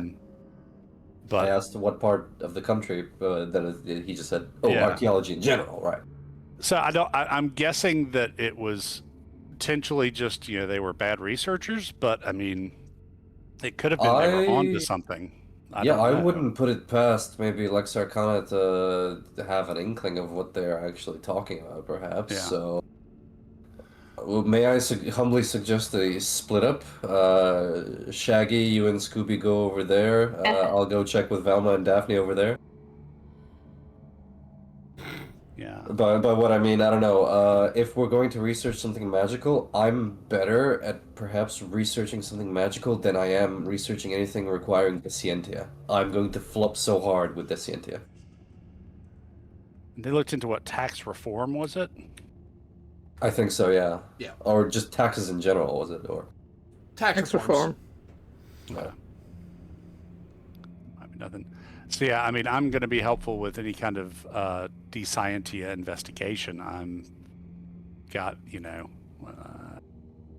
Currently I'm rolling a 13 there, but yeah, the magic I'm not going to do much of anything. So it depends on if we're tracking down what we need or Mechanically, when it comes to Alexandria, most of what you're doing is just finding books that are relevant. You're not even researching. You're just finding because there's untold scrolls from across over 1,000 years of written history and rewritten history over and over again. So your initial roll will usually be either Descientia, Demagia, or Ingenium.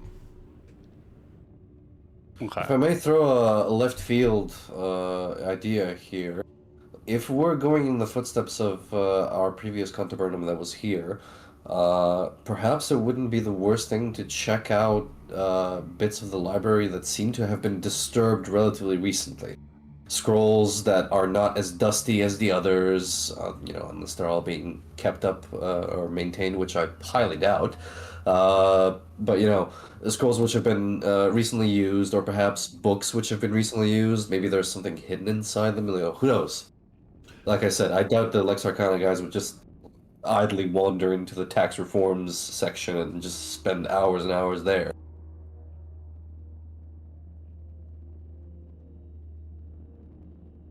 Yeah, agree. I will mechanically let you know that each attempt to search any part of the library takes around 4 hours. Oh, hello. Yeah, it's the library of libraries. I understand that. Unless it's Sure. very straightforward, like if you're looking up a map of Alexandria, that's not hard to find.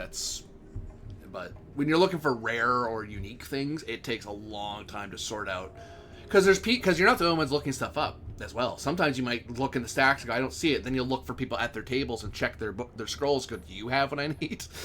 No, they don't? Oh, okay. Considering the time, then, how many kicks at the can do we have? You can keep kicking. It's just a matter of time. Eventually, but that's the thing about the library. Eventually, people, actually, it amounts to basically 2 times a day, because that's 8 hours, because one presumes you want to go to sleep. Yeah, does it close, the library? Nope. Not to Lex Arcana, anyway. Right, okay. But I imagine during the dark it'd be a bit harder for us to actually navigate and read stuff inside, right?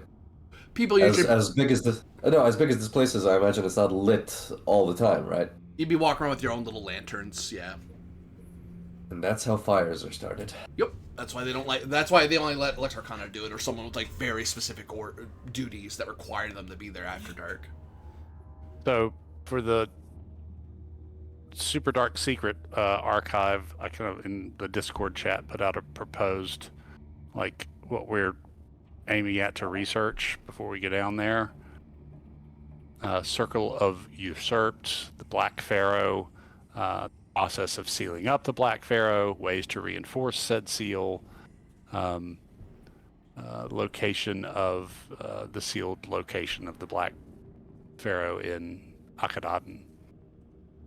How about I go about researching the process of sealing this guy up? It is something that I asked personally of the Magister, so something that maybe Tiberius would take a personal interest in, because steel won't kill him, but maybe sealing him back up will.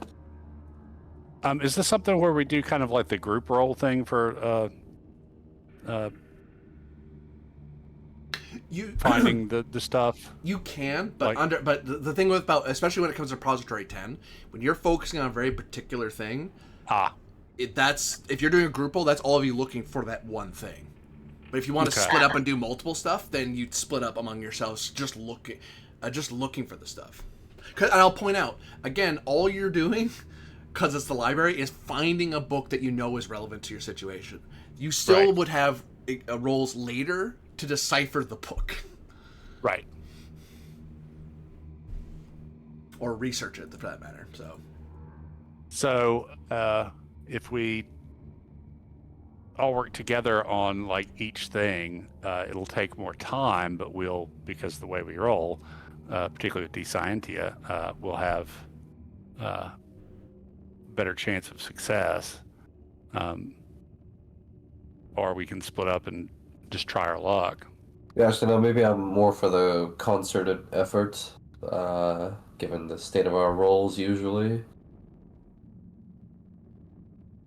Yeah.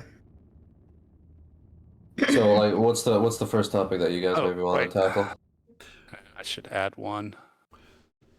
So let me put it to you this way as well. If you are searching, are you all going to search for one thing as part of this role, or are you splitting up to research multiple things?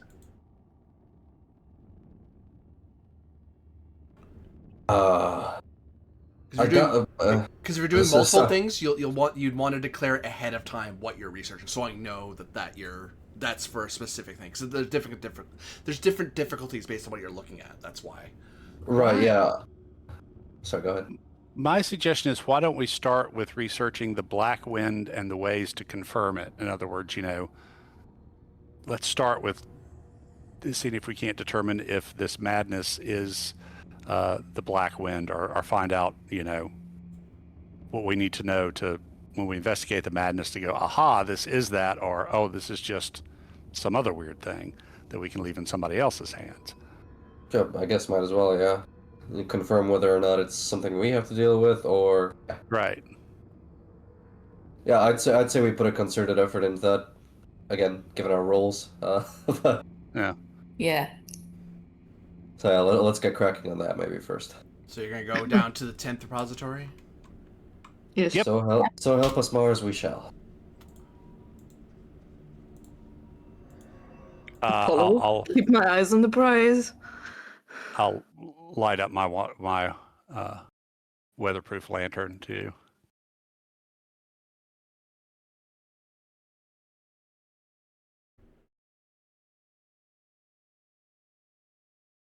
Hmm.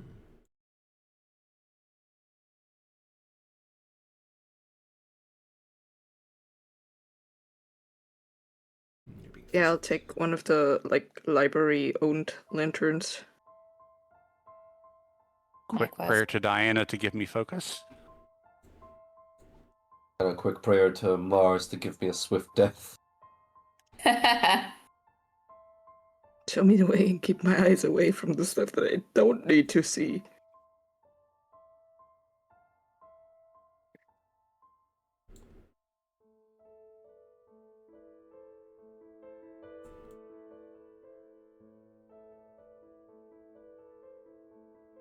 Retro me Satanas.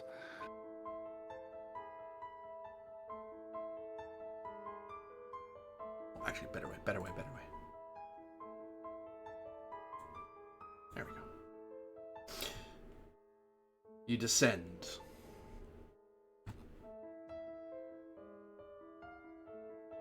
You crawl through a long, dark passage. Moist, yet dusty. You moist. You keep walking.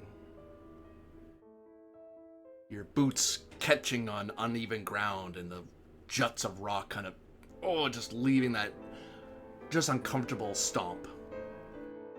You keep walking.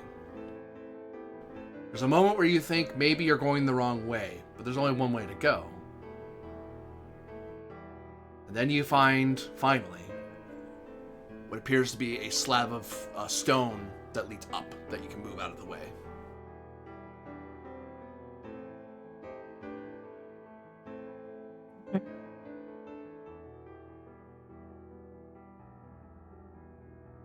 Do you move it? Onwards we go to our noble deaths. Onwards to our noble deaths. Each of you type out what you're looking for.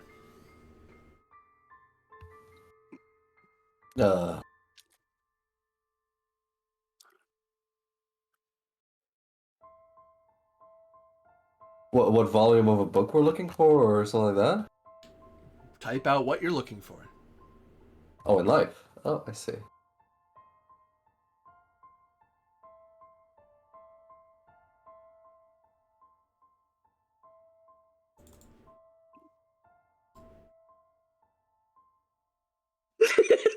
God damn it.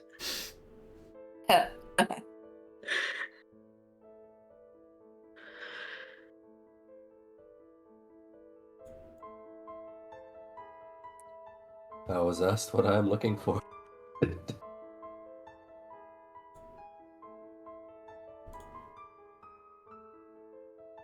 Maybe I should have been like a Miss World and say peace in our time, you know?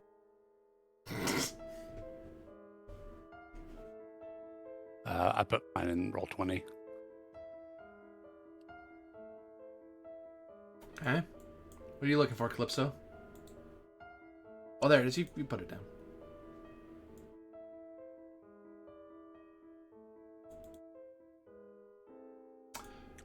So, Calypso and Corvus wander off one direction, Tiberius another, Yulia a third way.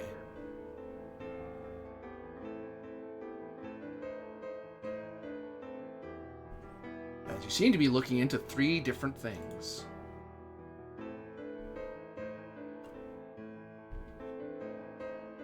You all feel an unnatural wind blowing through the space, making everything feel just a hair cold, yet you don't see a way to leave this place other than the way you came in. The space is dark and foggy. Every so often you think you might maybe see light cutting through from somewhere, but it's so little, such a pinprick of light, that it's useless beyond the lanterns you walk around with.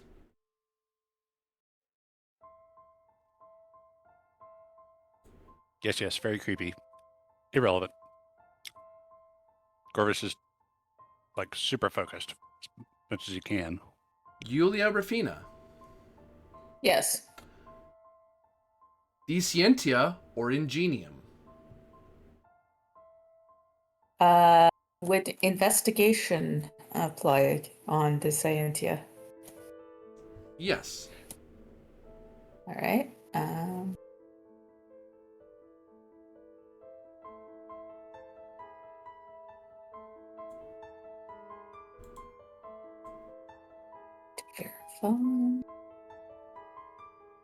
There it is. Alrighty. Dice, don't fail me now.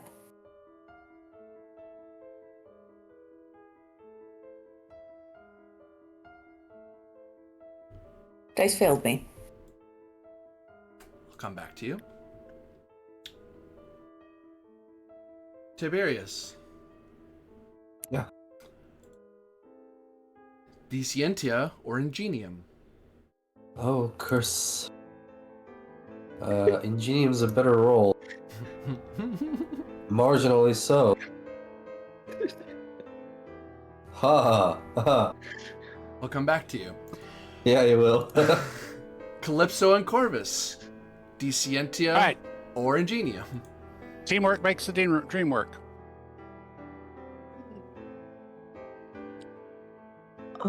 Since it's about the whole madness thing, would medicine apply on that?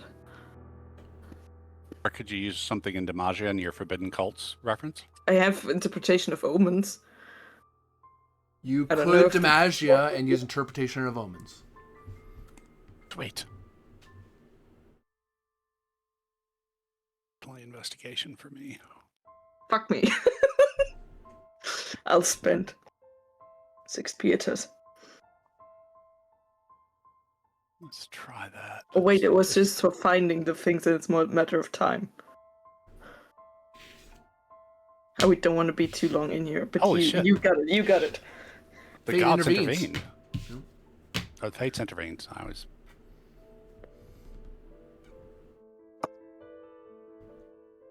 What's that roll? There it is. 24. This one. This is what we need. Yeah. Jeez Louise. Good job. That's it. That's probably the best roll I'm going to have for the next 3 sessions. So everybody bask in it right now. Yeah.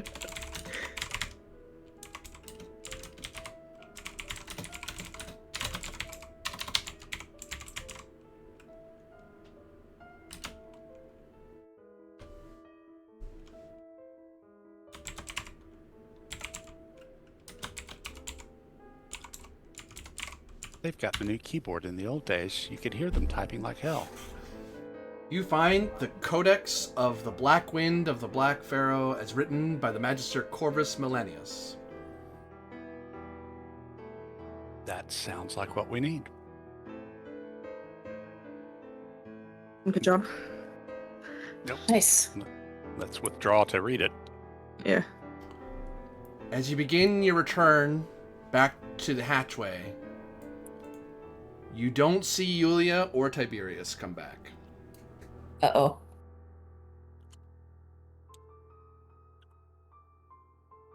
There's only 3 rooms. It can't be that hard to find them. But then again, you'd have to go find them. Yes. Okay.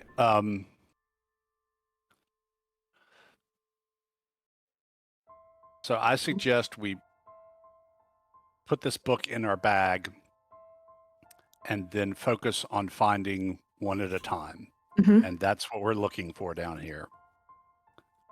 Yes. So who do you want to start with?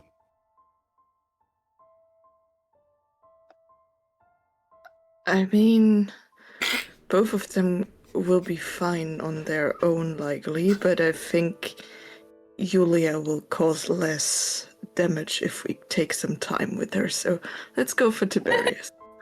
Okay. So yes, let's refocus all of our efforts and our focus on finding Tiberius. Yeah.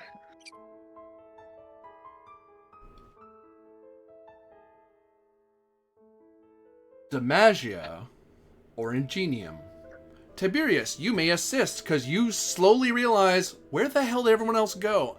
Damn it, you're lost. How did you get lost in Demagia. 3 rooms? Would Imperial cults or Forbidden cults help with this? Yes. Thank you. Really? Yes. Okay. I mean, I could have rolled with 19, but I think 13 is fine. There you go. There you go.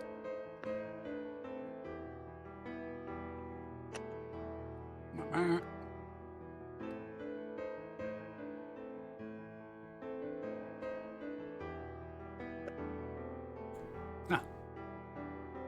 Not shabby.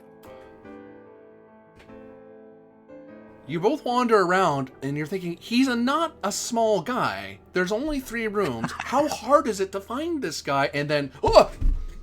Calypso, you trip over him as he's lying on the floor, staring up at the ceiling at a certain pattern of lights. Tiberius, you think you're walking around. To Corvus and Calypso, he's just staring up, muttering, happiness, happiness, happiness. Oh my god. Happiness. I think I may have hit him too hard. That is by far the most discouraging thing that I've seen in a long time.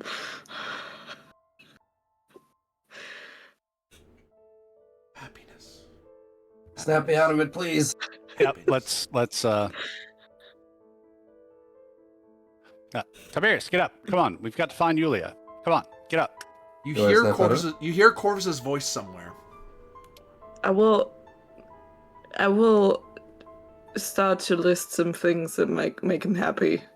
Go ahead. Like his wife. I describe his wife to him, kind of remind him of the color of her eyes and her hair and Yeah, how her voice sounds. You hear Calypso's voice somewhere in the library describing your wife. Oh, I'll go towards that voice. That's weird. Why would she be doing that? Crazy. Tiberius reaches Yeah, out I'll and go. grabs your ankle, Calypso, and then you wake up on the floor. Duh. By the gods. This place is cursed. Yes, literally. Yeah, that was. I know, but I feel the need to state it once Yes. again. Now, let's all Okay. 3 focus on finding Julia. That's the only thing we're Yes. looking for, Julia. Right, finding Julia, finding Julia.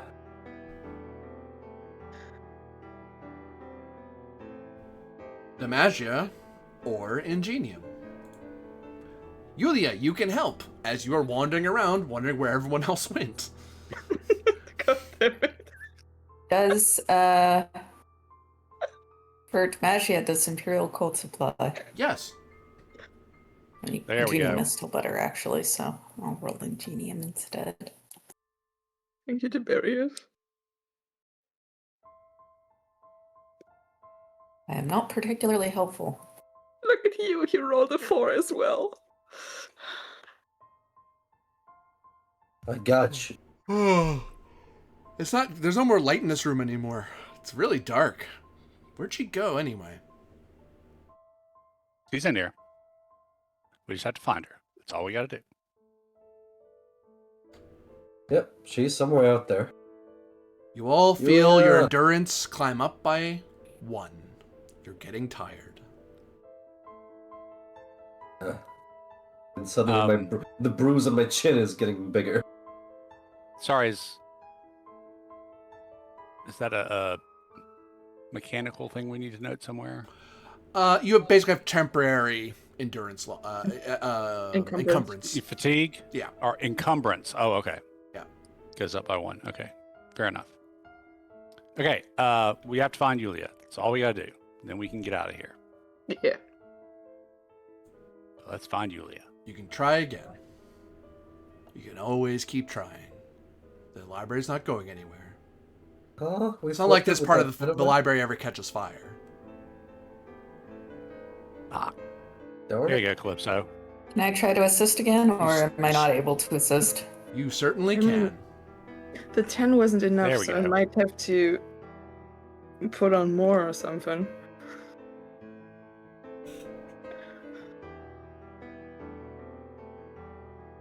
Marginally more helpful this time. Yulia, would you like to find your way out? Sure. You see a book. It's sitting on a table somewhere. It wasn't there before. It seems to be painted in great detail on its leather, depicting a figure in raiments of the Lex Arcana, helm upon their head, looking into the middle distance at some rising sun.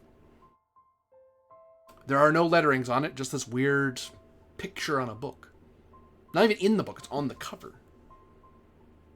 I will pick up the book and open it. The letters Lex Arcana appear on its front. You open the book. And you probably wander around a little bit like that thing one does when you're reading a book. You kind of shimmy a bit just to kind of, you're not standing. Yeah. And then you turn, dunk, you bump right into Tiberius, and you're holding the book Lex Arcana. Yeah. All right. Hi, Tiberius. Okay, now we concentrate on finding our way out. Right. Right, yes. Focus intensely. Yes. Way out. Way out. Manifest. Way out of this repository. Yulia Rafina, you have a problem. Uh-oh. You took Why? something you weren't supposed to take. Uh-oh. That's a problem. So, a check is going to happen.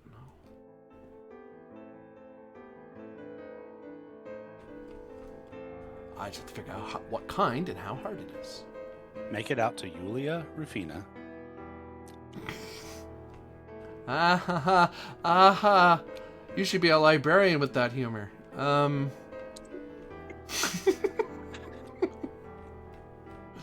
It does seem kind of archaic, except that there's one bill that comes to our house in January from an old little small company, and it's the only thing we pay with a check every year. So it's pretty much the reason we have one little teeny tiny checkbook. It's the only reason I had checks on the brain.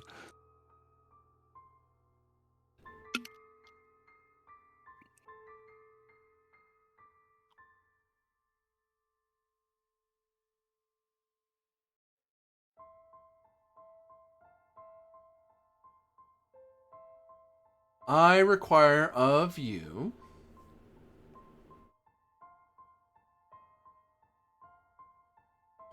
there is an opposed roll here. But it's referring me back to the core book, so bear with me.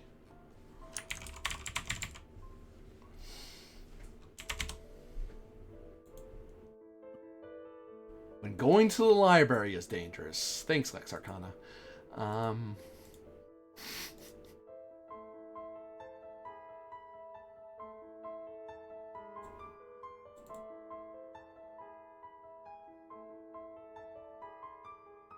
Haha.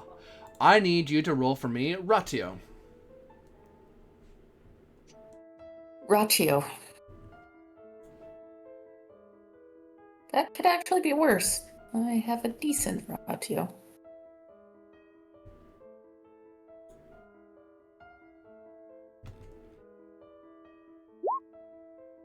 Not bad. Oops. I don't know why I looked that up. That's not going to help me. It'll take a 10.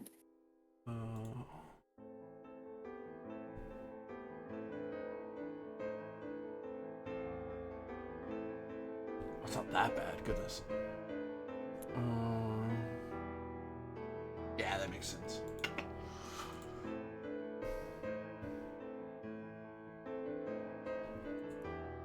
I rolled 13. Which means...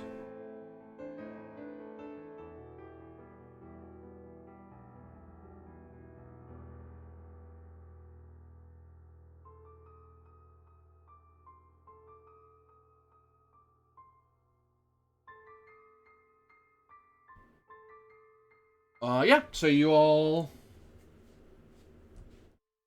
walk out into the 9th repository.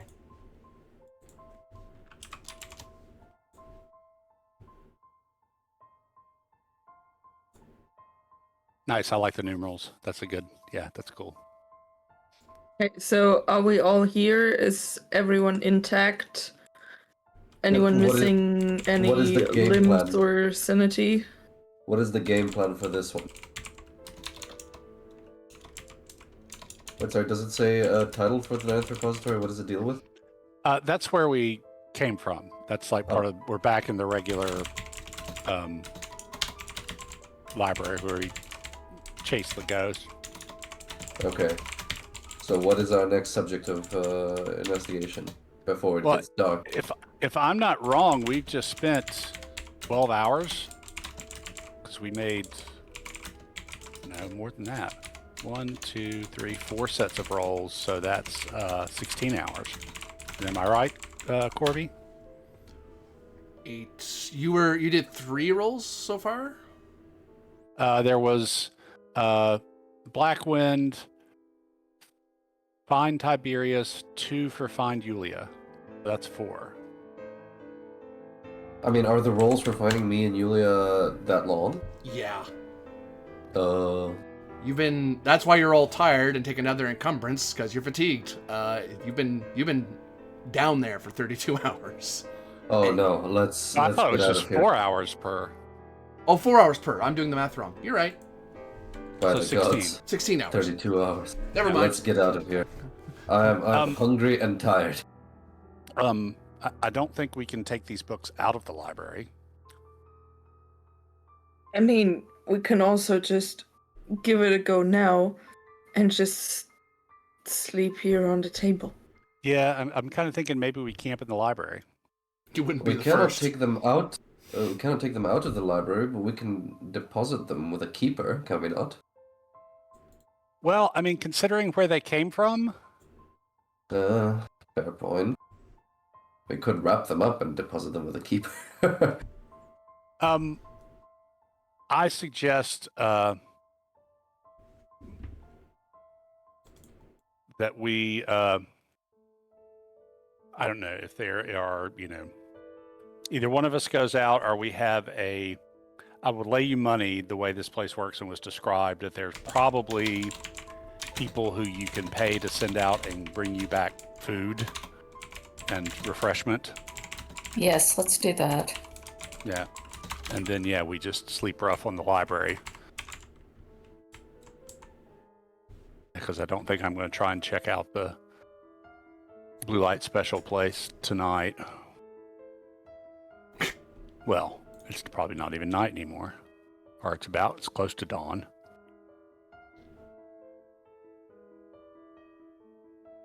Well, then we should get to reading. Well, let's rest first. Yes. So you all camp out in the library? Yeah. Okay. Yeah. Might as well. Gosh damn it. I mean, at 2 extra encumbrance, you may be close to blacking out anyway. I'm not. That's a very rude but very true thing to say.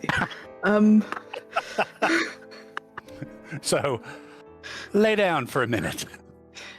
But So- you have to protect the book. Yeah. Oh, then fine. I don't mind staying an extra couple of hours while you guys sleep.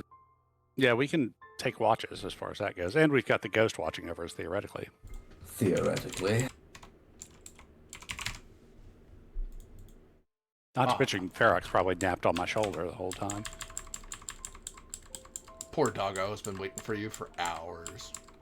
Thankfully, the I people shall- are nice to dog. Some soldier would have seen the dog and would be like, here, doggo, have some water. Well, I mean, they're not as nice of them as cats, I suppose, given that we are in Egypt, but... Yeah. Cats rule, dogs drool. For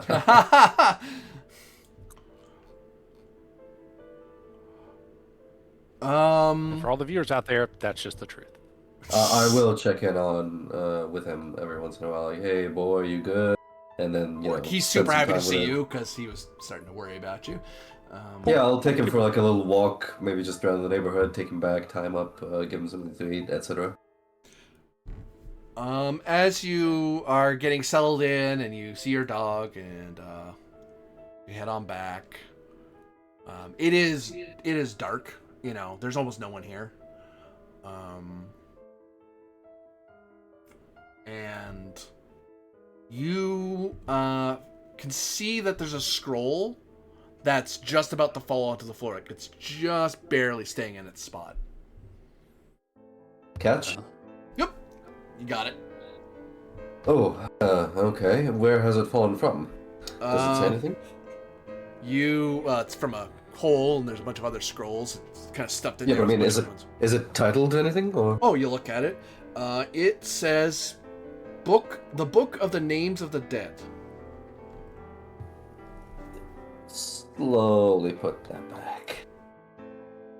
I ain't touching with nothing Egyptian on it, god damn. Freaking Anubis is gonna come get my ass or some shit. I'll put gently, I will inform, hey guys, there's a scroll that says there's names of the dead in here, and I will gently put it back. I will take note where that is. Yeah. And when his watch is ending. And, please do not disturb the Egyptian deities. We're no longer in the forbidden part of the library, so... I understand, but you probably understand, hopefully, my caution. You all... Probably just boring names scribbled down. Do any of you do anything during the night? Aside from rest? Not really. Yeah. Check your messages, Yulia. Oh. Yeah, take my turn at watch and rest otherwise. I want to take the last watch and spend like the last 2 hours or something where the others are still sleeping, just reading. Bork. Bork. Bork. Oh, that's not Bork. That's Bork. Bork. Oh dear.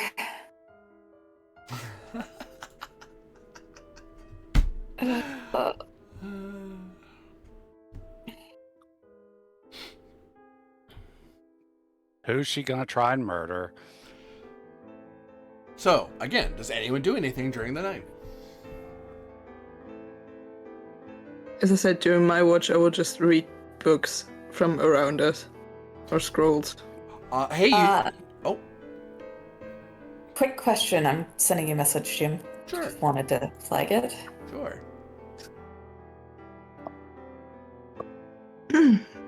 I'll also, when it's my turn to be on watch, I'll actually find some of those picture books. Maybe there is something, you know, like The Art of War from China.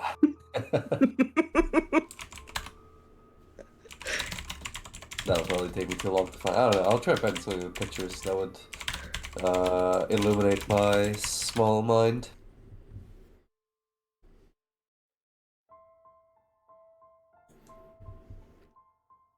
I'll do some rolls. Let's The see if one you thing- found some cool books that you, as you're paging around this random library. Because hey, you might get good things from Pokemon. Corvus does do one thing. He does not have dreams with the Black Pharaoh in them. Good that you mentioned, yes. That's what I do during the night. I'd have my watch and don't dream about the Black Pharaoh. The end.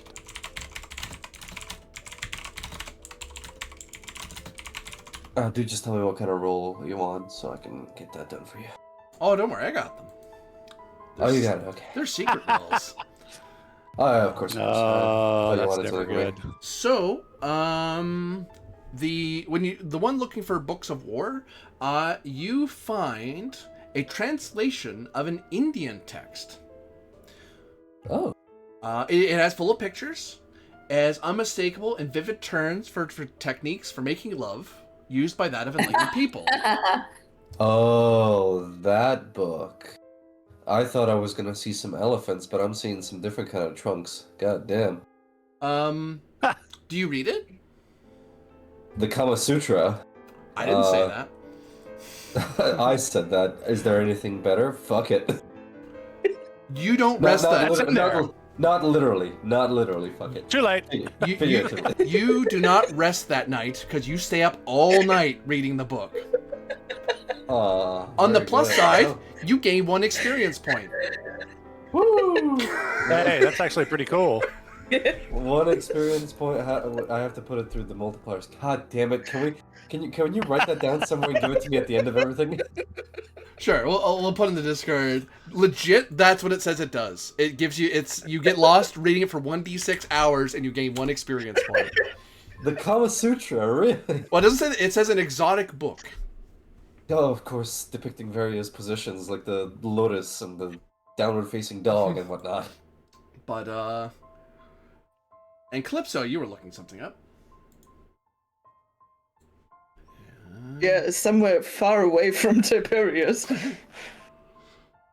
Why is he interested in elephants and flowers so much? I didn't think he was so artful. I see. Tiberius is one of those guys in the library. Okay, I'm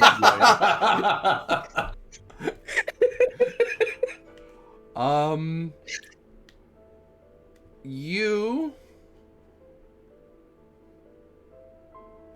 find a text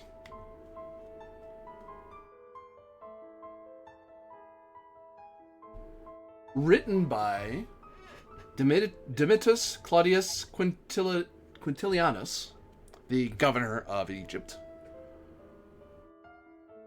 who has written and he seems to have written a biography about some writer from Corsica. It's actually a pretty good read. Like, it's oddly, like, he's not a professional biographer, but he does a pretty good, like, he makes it, like, engaging, and there's actually, like, interesting anecdotes where he met the guy. It's sort of like, you know how, it's like the Plato talking about Socrates, that sort of thing. Except it's the governor talking about this random writer from Corsica.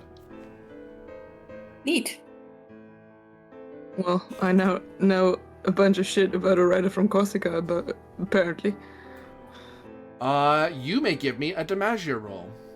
You have a specialty. I'm not saying which one. Jeez. Because I have nearly all of them. I think dreams I miss.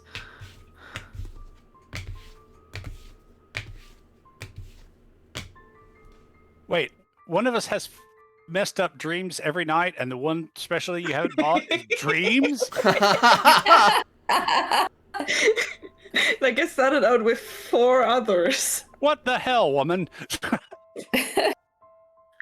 I didn't buy anything in this thing. I just raised my Demagia. Oh, that's fair. I don't have dreams. What?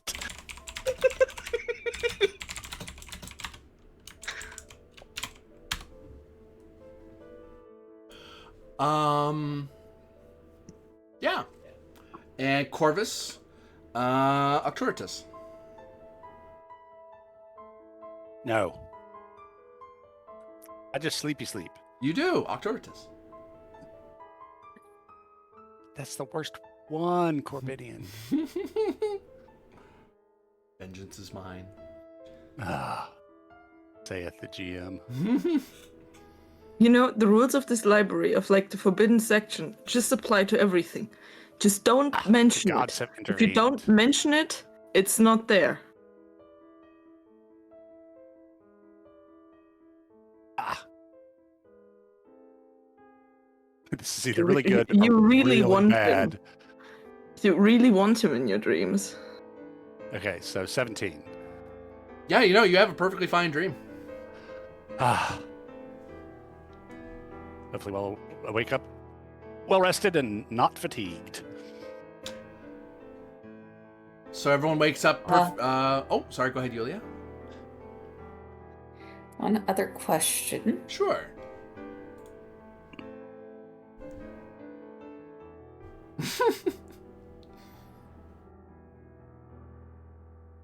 Although this is not one of the...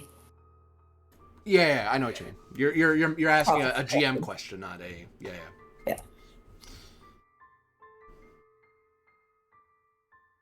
Not a super secret, we're all going to die question.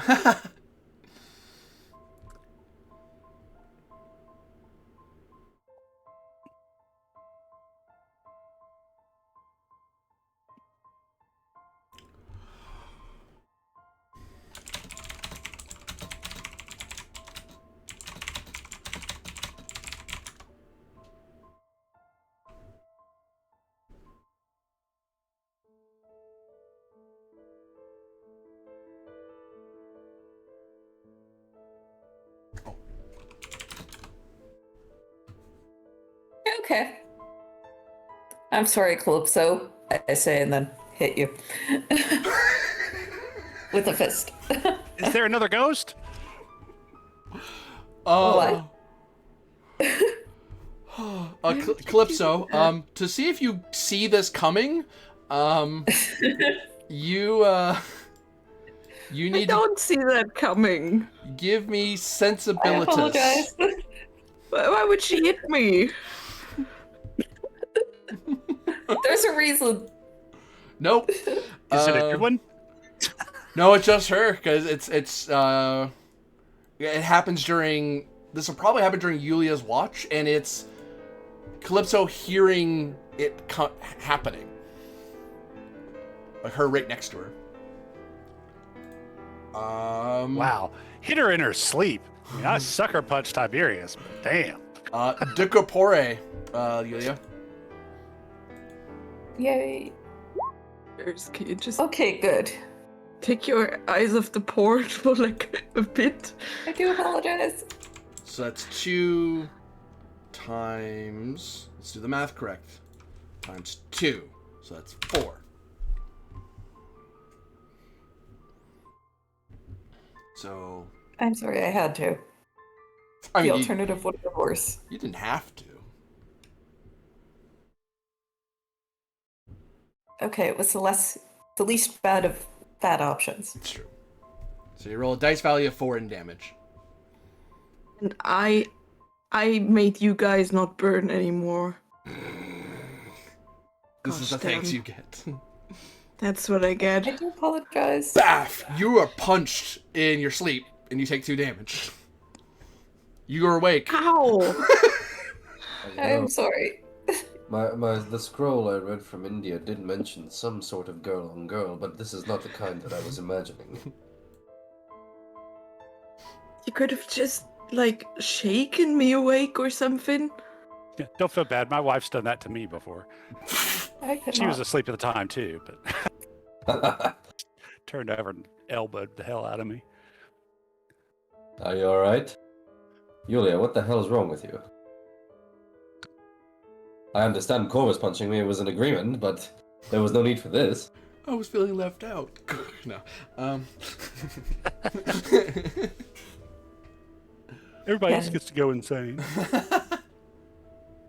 To hells with this library. I can see why it burned down. GM, can I explain, or am I under a magical compulsion not to? You can explain now. The book I picked up in the cursed library, it was going to possess me if I did not. I apologize. Huh? It's a fucking rude book. What did you... I'm sorry, what did you pick up in the Forbidden Library? I will hold up the book that says Lex Arcana on it. And then above it appears the words prophecies of. Prophecies of Lex Arcana. Mm-hmm. Oh god, no. Why would you put that in? Why would you punch me awake and then put that in front of my nose? And I take my biography and I leave. Wait, I apologize.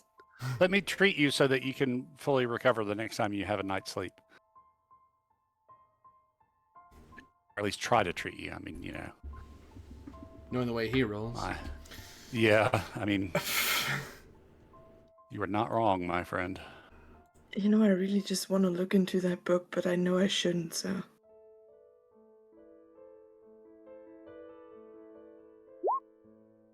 I got a 6. She's not dying. Yep, that So- works. Okay. You heal Did one. I- You heal at least one. And then tomorrow you'll be feeling better. Did Or I after. feel, or what do I need to try to free myself from the book? Put it back.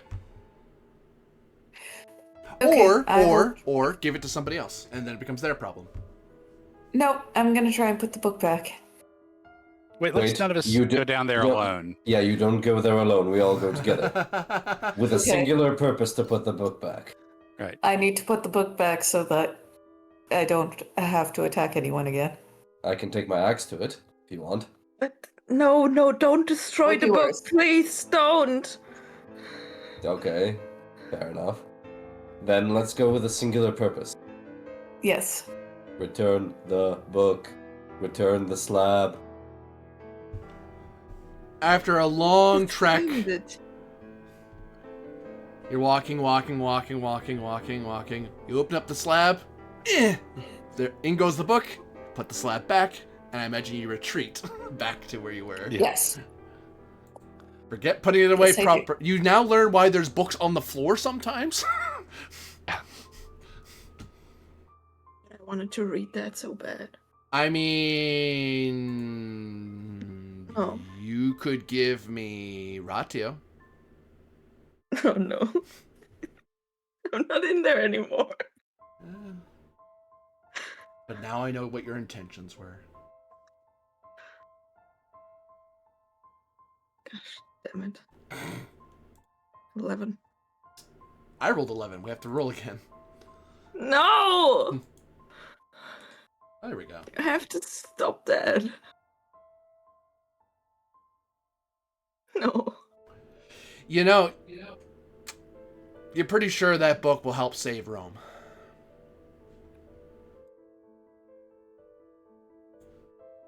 Am I really sure of that, or am I just curious and try to find ways to...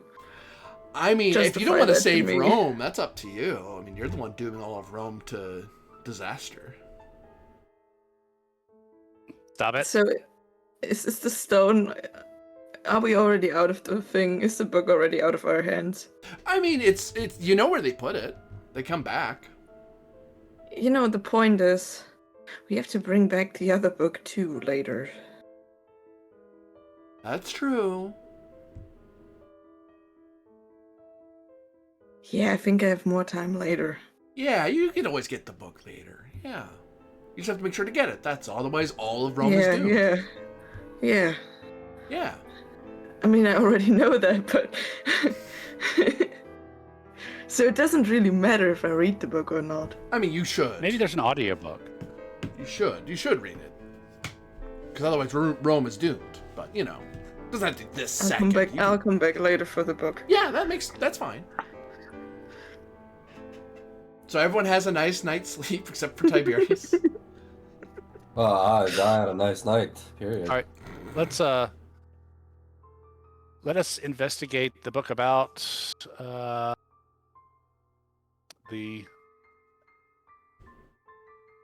Black Wind. Yes. De Magia. Does Imperial Cult apply? No. Forbidden cults? Yes. Yeah, Calypso gets a bonus for that. so do I. Oh, no, Okay. actually, she gets a better one, yeah.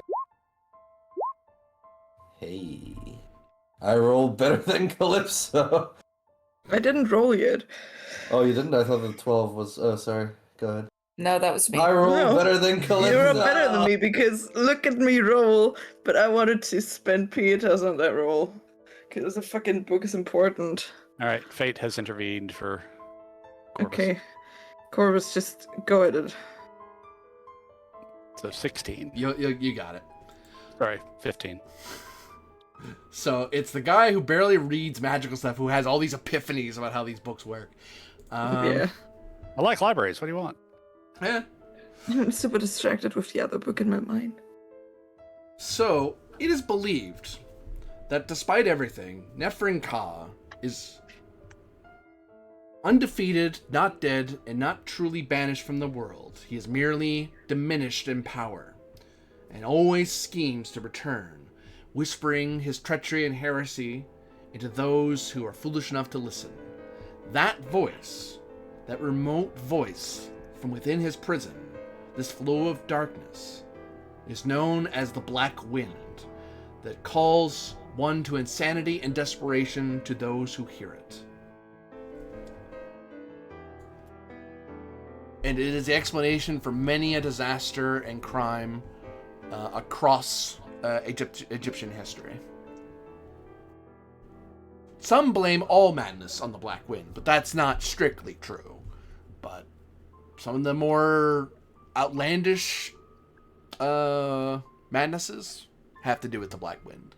And actually, the book actually corrects the common misconception that it's a herald. It heralds nothing. It's just he exists, ergo the Black Wind exists. It's like saying maybe true, maybe not, that winter on the sea being dangerous is more could just be winter and have nothing to do with Neptune at all. It's just Neptune exists, ergo the sea is dangerous in winter.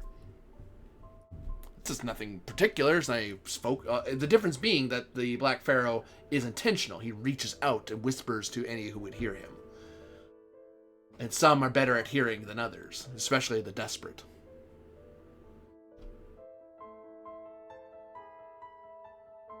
But the Black Wind reaches out best when focused through various artifacts or by sorcerers who have heard his wind and carrying it forth. Much like how one could channel wind with a sail or through a manufactured alleyway to channel the wind. Likewise with people. You can do the same thing with the Black Wind if you know what you're doing. Easier with artifacts, though. A person could do it, but you risk being hit by the Black Wind yourself. And most people who bother to do it usually are, because they've listened to the dark promises of the Black Pharaoh. Mm-hmm. So anyone is capable, but the Black Wind tends to reach out to those the Black Pharaoh thinks will get the most out of it. But it depends on the person. That's why it reached out mostly across Egypt, but given his power, it could reach out as far wide as across Rome itself. So anything about how to distinguish the actual Black Wind from, other outbreaks of hysteria, madness, mob mentality? The people who hear it describe hearing a whispering voice from far away on the wind.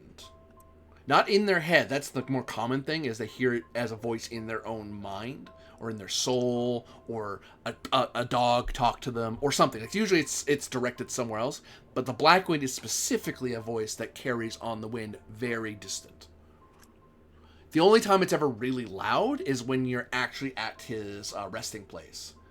And then it's loud enough that anyone who goes there would know it's a voice other than yourself. So unless you're actively trying to get him to pay attention to you, you can ignore it. You can actively, like the way a person shouting that there's a sale on. If you're right next to them and they're shouting at you, you can ignore them. You know they're trying to sell you something. If you're very far away and you hear someone say tasty fish, you might, without thinking, if you're particularly hungry, go, man, I feel like fish. And that's how it gets you. It's that little poke that gets you at the right time at the wrong time. So, effectively, does an artifact or a sorcerer harnessing it basically boost the signal? Yep. So that it becomes harder to ignore? Is that what it is? Yep. Because you can purposely, once you've heard it, and that means you're subject to it, you can kind of direct it at people on purpose. Well, Because otherwise, also it's like the wind; echo. it just kind of goes wherever. It's hard for the Black Pharaoh to target anybody. Right. It just kind of gets whoever it can get. that also echoes, haha, the whispering voices on the winds we heard in Ratia. Uh-huh. Yeah. I hate that. Yeah, right. It's not great. Because I heard it. He. And with that, that'll be it. That'll be all for now. For everyone watching, thank you very much for watching. For those of you playing, thank you very much for playing. And Fuck. we'll see you again next time. Bye. And somebody got that book out of her hands just in time. Oh? Remember how long you had to do it? Yeah. Yeah. If you hadn't done it by now, you'd be in a lot of trouble next session. Can you remind me where the writer was from whose biography I was reading? Corsica. Corsica. Well, and don't feel bad about the cursed artifacts. Remember, I went absolutely batshit crazy last episode and to kill him, so I had to talk me down. Punch my ass. Yeah, because the Egypt book talks about curses and cursed items and how they can give you stuff. So it's like, Yeah. It's no wonder they set this place on fire like 20 times. They should do it one more time, just in case. Last time I got curious, I jumped into a flame. So Yeah. I'm trying to hold back here. Oh, that's right, yeah. My track record with decision making is not good when I'm curious. So sorry.